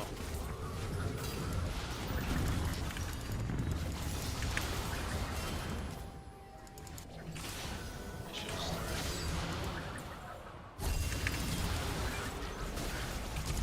Nope. I am so lost. Oh my Oh, god. man. This is kind of funny though. Okay, what was I? So what's the question? Like, how much better are they really? Yeah, I mean, I watch both. Don't get me wrong. I have buddies that like stay up super late and watch LCK. It's Yeah. I not feel too bad for late. them recently because they've been getting DDoSed, which is something that hasn't been part of the scene in Yeah. a long time. And they literally are dealing with 6-5 hour breaks in their matches, and like it's making it pretty. I saw a video on that. I didn't know like it was like a legitimate thing. I thought it was a clickbait thing. No, it's like actually unwatchable live now, and they're talking about going into they're talking about going into, here we got friends here.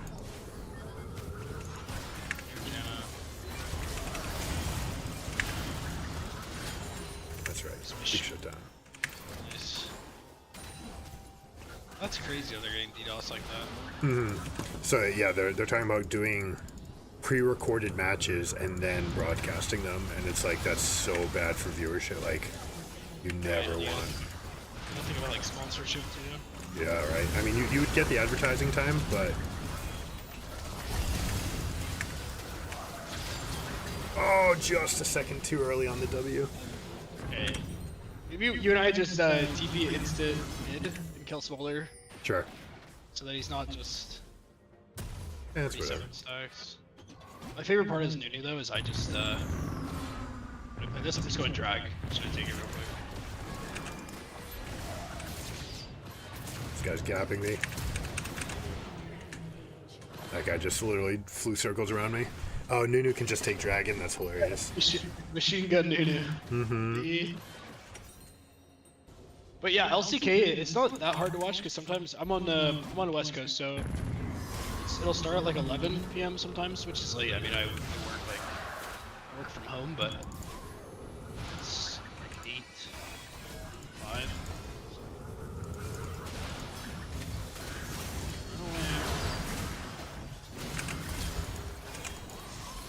I saw you had 27 ping, so I assumed you were like farther east.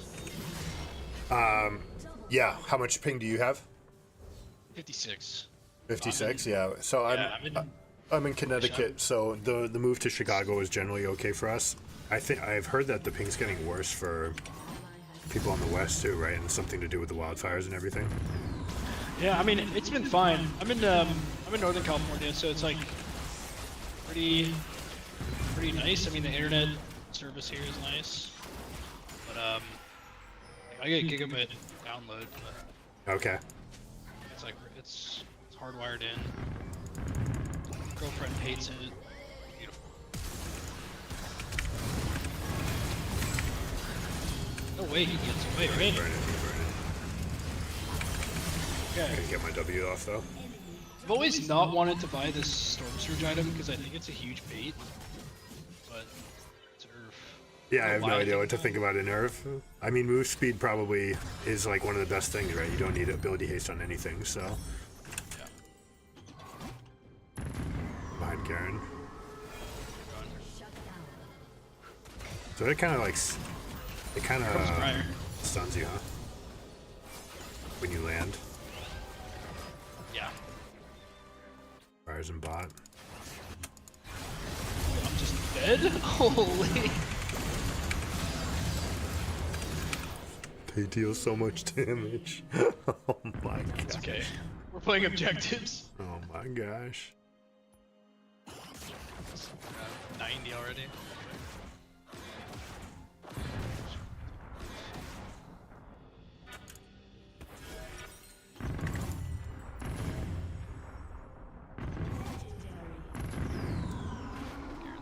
mob, so I run away.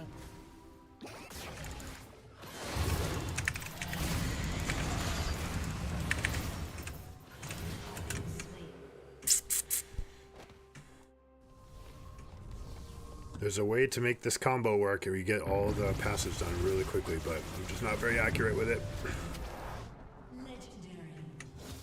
Cho'Gath.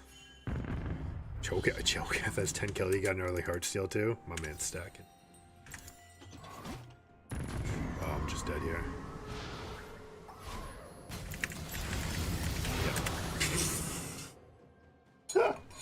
You're gonna come to me? Oh.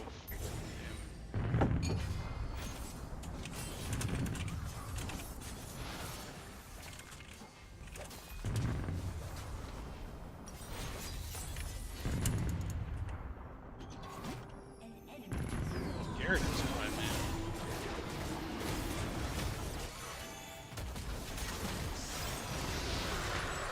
Nice.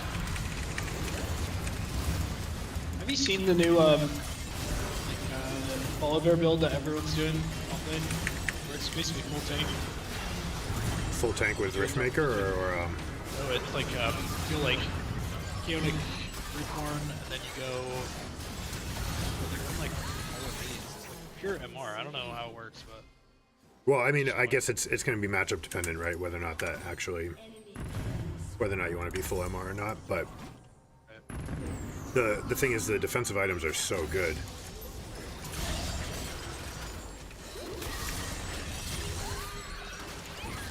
what's your favorite thing? Ha-ha! I love grubs. Can't get me. Can't get me. Smolder used ult nearby. Scrubs win game. I mean, I have no idea. I don't know if it's gonna happen in Earth, but yeah, I guess they probably have some sort of effect where they hit the turret harder, right? Yeah, they do. I don't know. I'm not really. God, that's a lot. That looks like a lot of fun. Dude, Although I'm just spamming E. your index finger's probably gonna like burn out soon though. It's bad. Yeah, it's bad. Stunned. She stopped my. Hey, She's stopped my ult. get away from me. Right, I'm gonna fool her. That's right. Oh, it wasn't enough. This was full save. Oh man. I was actually I went with a couple of my buddies to World Finals last year. Oh, nice. Where we won at in San Francisco, Yeah. and we like sat. One of my buddies does something like his dad is on the board of directors for the Warriors, Oh, that's sick. and He's, so we were in a. He with was like, like- "Yo, can you get us tickets?" And I asked him to ask his dad. And his dad came back and he's like, yeah, we have summon section like blah blah blah, or we can put you in the suite. And I was like, yeah, put us in the suite. That's And sick. two of my buddies that I play League with, one from SoCal and one from Seattle, flew up. Wait, so your buddy's dad part of Axiomatic or or is He's it part? a he started a investment, like he's a investor. He Do you know started a like investment firm. What's his name? Because I may have actually spoken with him. Like, no, not even kidding.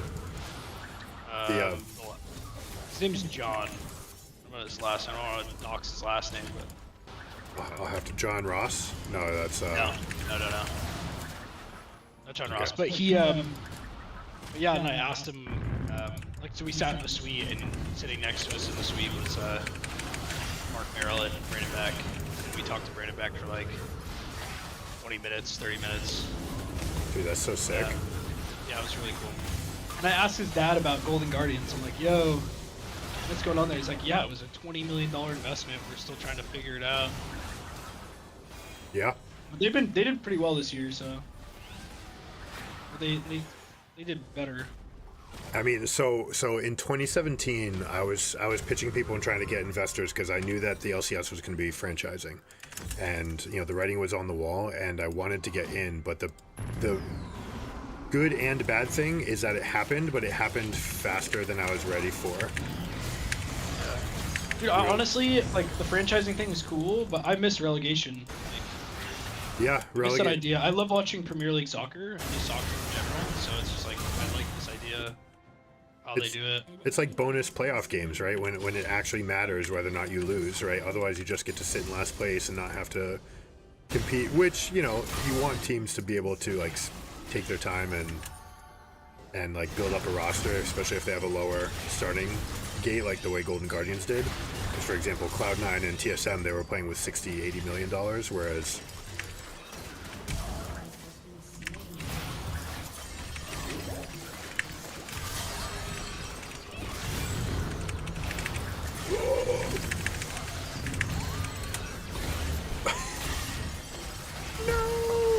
Fire's unkillable. Goodness. But because it happened so quickly, I was ready. I had the investors, but I didn't have the $10 million for the starting ticket. Because back then, when they asked for it, they basically scheduled everyone out for no great reason. I don't know why they did this. They made the announcement and then made the deadline 6 weeks later. So they basically said, you already need to have an ownership group, and they kind of shot themselves in the foot because it meant that the endemic franchises just kind of scrambled to go with the first person that would give them the extra money in case like that's what they needed. Well, Hullbreaker seems like it might be really good. Does Hullbreaker work with my Qs? It must.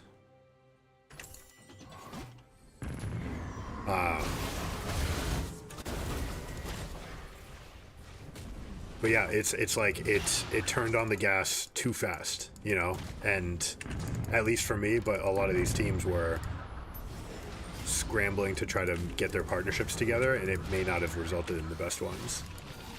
And that's always a dicey spot. What'd you think of all the what was his name?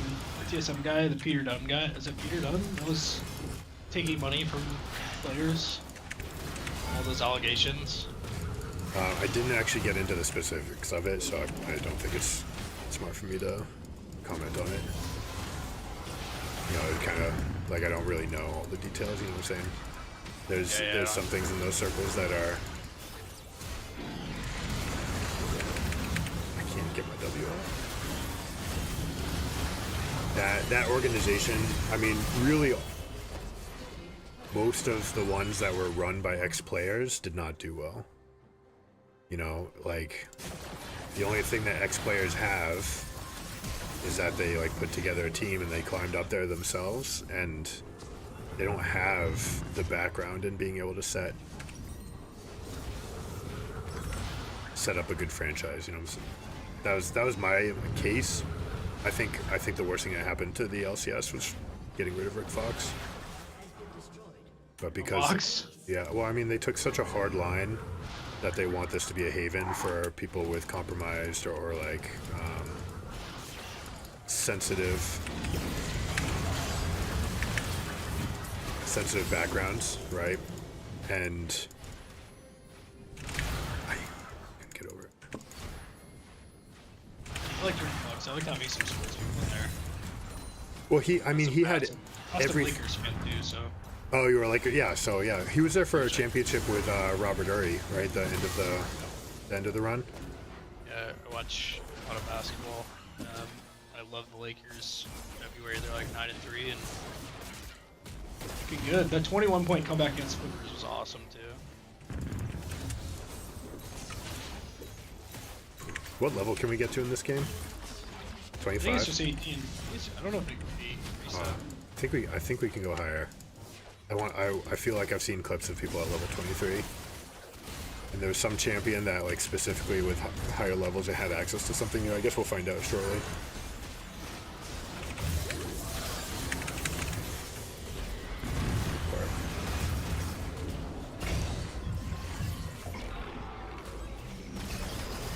Oh, the Alistar moved it.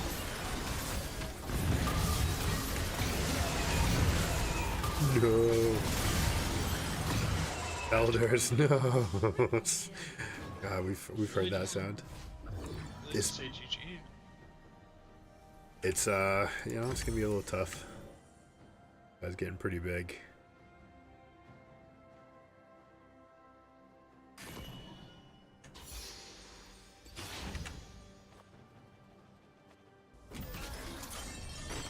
That guy went tank, by the way. Hard Steel, Sterix, Spirit Visage. Very hard to kill Oh her. my god.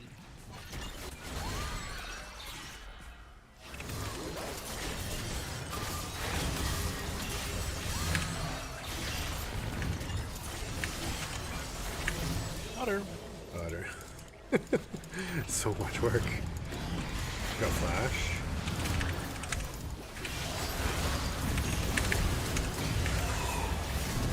No! Alright, we got him. Kieran's flash is down. For a moment.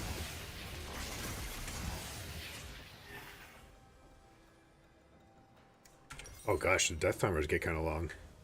Yeah. Oh, shoot. Katarina in base? Uh-oh. Can't stop it.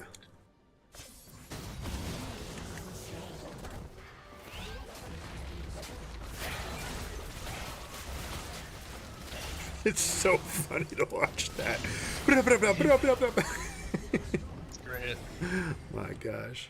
You want to try? Alright, yeah, I'll defend base. 30,000 HP dragon.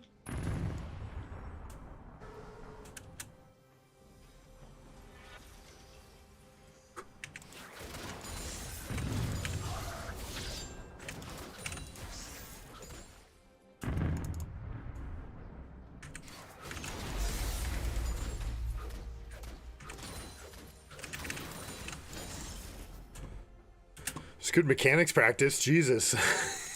Yeah, legit. How your fingers I'm level doing? 20. You tired yet? Hang it in there. No, hang it in there. Chilling. Dude, the first time I actually played Callista, I actually tore a ligament in my thumb. No joke. Stop. I had a weighted mouse, and I didn't realize how bad of an idea it would be with that champion, like throwing the mouse around.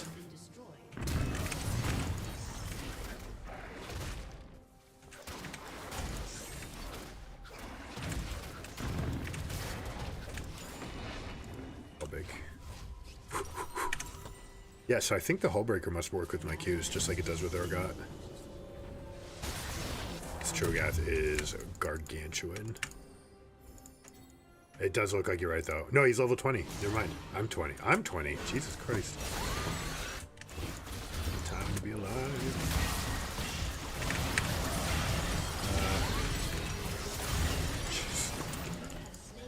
Smolder. Go through this. Can't run away, Smolder. Would you? Yes. Oh. Have you played Song of Nunu? No. I heard it's fantastic, so I got it for my kid for Christmas, and he said it's just like an absolute wondrous adventure. And it's so cool how it takes you through the story of League of Legends, and like you have to meet Volibear, Anivia, Ashe, you know, everyone in the Freljord is part of the story. It actually makes me kind of want to just like play it and stream it next time I want to cool down. I think I'll do that. Interesting. I've never heard of it. Oh man, it was one of the highest. Let me see what the ratings are. Song of New ratings. It's right in that style. So I was talking about it the other day on stream that Smolder is a fantastic release for the game. Simple to understand, dragon, child, with a clear endgame fantasy, makes it very palpable for kids. And like I told my son that I'm playing 100 straight games of Rakan to get better at him, and he's like, I'm gonna play 100 games of Smolder. And I'm like, yep, that's exactly what Riot wants. Song of Nunu is the exact same way. Like, welcome to the universe. Here's a fantastic game.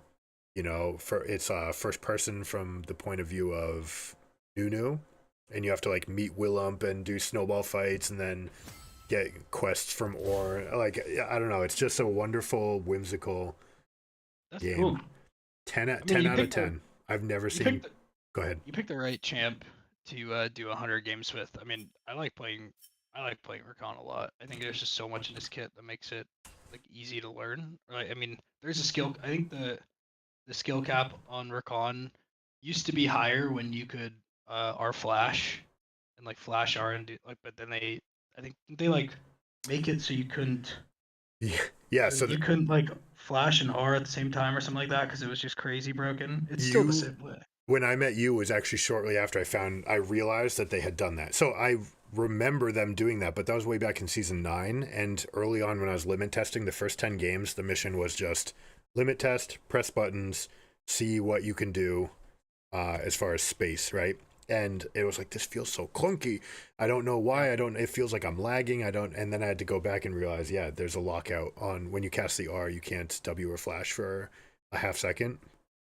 Yeah. So I like supports like that though, like the crazy skill cap plays. Like I love watching pros play Alistar, like watching Carrier play Alistar and do like headbutting a minion into Q flashing on a yeah. player. Like that is so cool to watch. It's just beautiful to see. Did you see his play at Okay. Worlds where he headbutted and then Q flashed the target?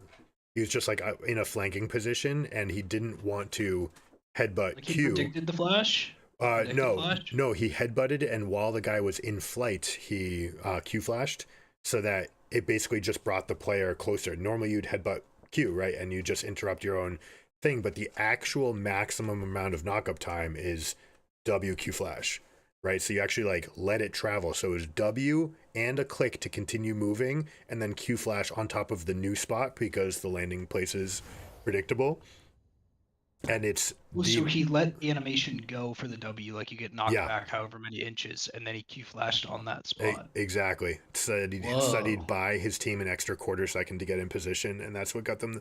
I think it was in the World Finals that he did that, or either that or the, somewhere up there in the tournament bracket for sure. Because I was reviewing all the T1 games for the I love tournament. high skill plays like that. I think there was an MSI a couple years ago where a team it was a Korean team and they were sieging bot turret, bot inhib turret, and the only person on the other team was like a Fed Jinx or something like that, like one carry that you had to take down. And he Mhm. queued a caster minion like in the back of the wave, so kind of under the tower. And then he followed the queue and then ward hopped over, like not really close to the carry, kind of like behind the inhib. He ward hopped over and then R flashed the Jinx backwards. It was like the craziest clip Yeah, I've ever seen. I wonder if I can find I it. mean that stuff is so sick, and like it's crazy to think what hasn't been discovered yet, and part of like the coaching circles is what's next, right? Like freezing, invading was not a thing until Moscow 5 was really the ones that got credited with that because Diamond Prox, their jungler, was like, listen, if I help you push mid, then you can help me get into their jungle and we can steal camps. And that was the beginning of, basically I'm going to take 5 camps while you take 3 because I'm always stealing your raptors. And the game will just continue, except I'm always taking 2 more camps than you. So every 2 minutes we're up another 200 golden experience, and Yeah. just rinse repeat, and then you just drown them out. You're like, I'm 13 and you're 11. Like, how did this happen? Nothing out of the ordinary happened. It felt like it was just something small. It felt like they were suffocated, little by little, kind of choked out like a boa. Yeah, Moscow 5 was prime Alex Itch era. It was great. Yeah. All right. So you know the scene. Oh yeah. I mean, I followed a lot. Mm-hmm. We're uh it's just really cool to like watch over the years. And then you see some people come back. Like I've been a Cloud9 fan for like 10 years, I'd say.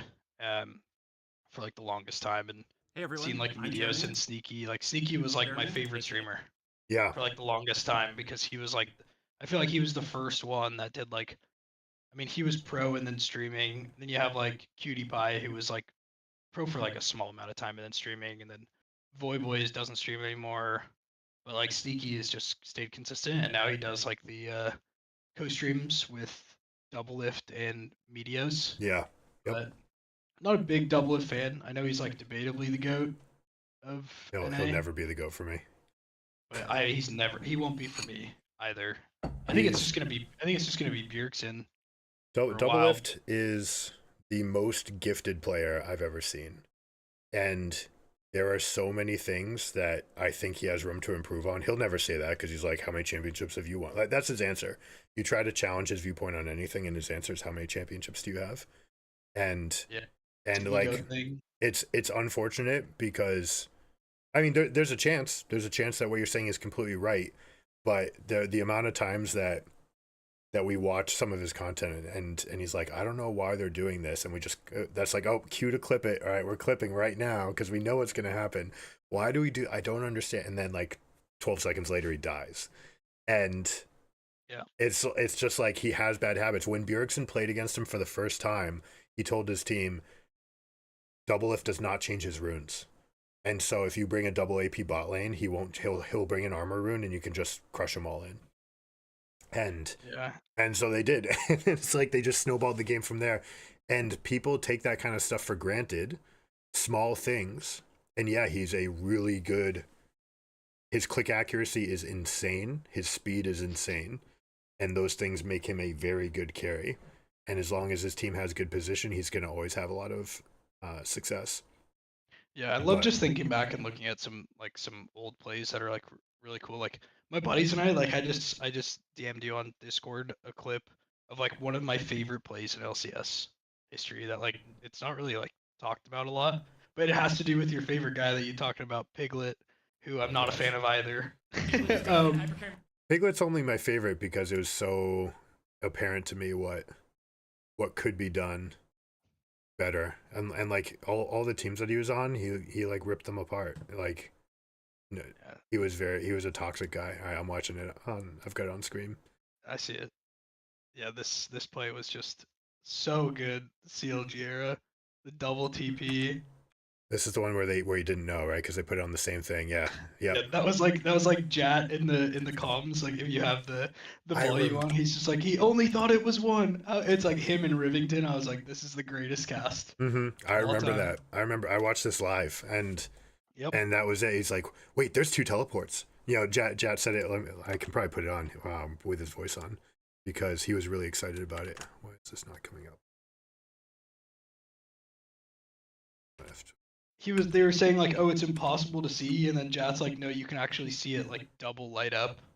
Yeah, it's the thickness of the swirls, which is a very like weird thing. Why is it not like changed? I think you had it muted. Piglet is definitely in On the- hypercarry mode right now, but on Darshan the wants YouTube. to kill him. That's a little ambitious. Oh, the double TP! It's two of them, the double TP! He only thought it was one. Okay. He had to have only thought it was one TP, Yeah. and he could exit that with a counter. That's so funny too because he put the trap down. I remember this.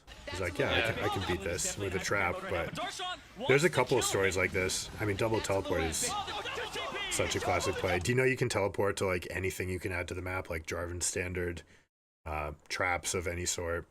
Yeah, I loved like Shaco boxes and Elise spiders, things Yeah, like that. Zach blobs.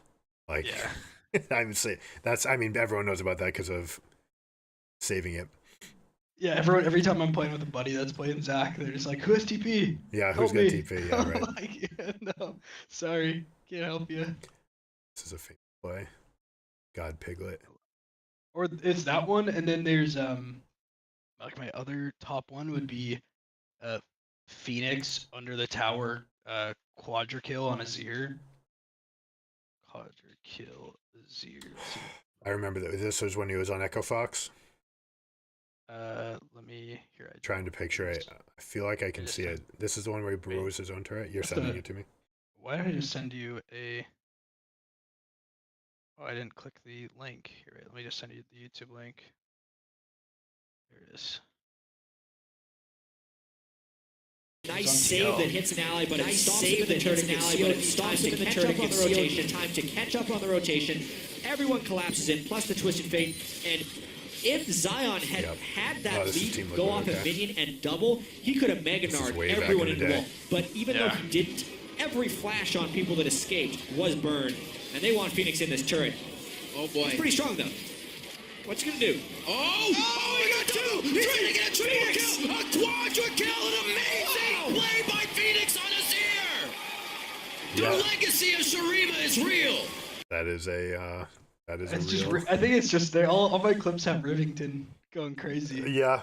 What happened to him? Did he start casting went another to- game? Yeah, he started casting Valorant.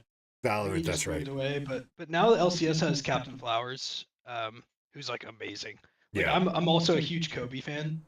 Like Kobe and Flowers doing like a dual cast, and now they have Azale. Those are like the top three. Yeah, I like They're doing Azale a lot for the best. info.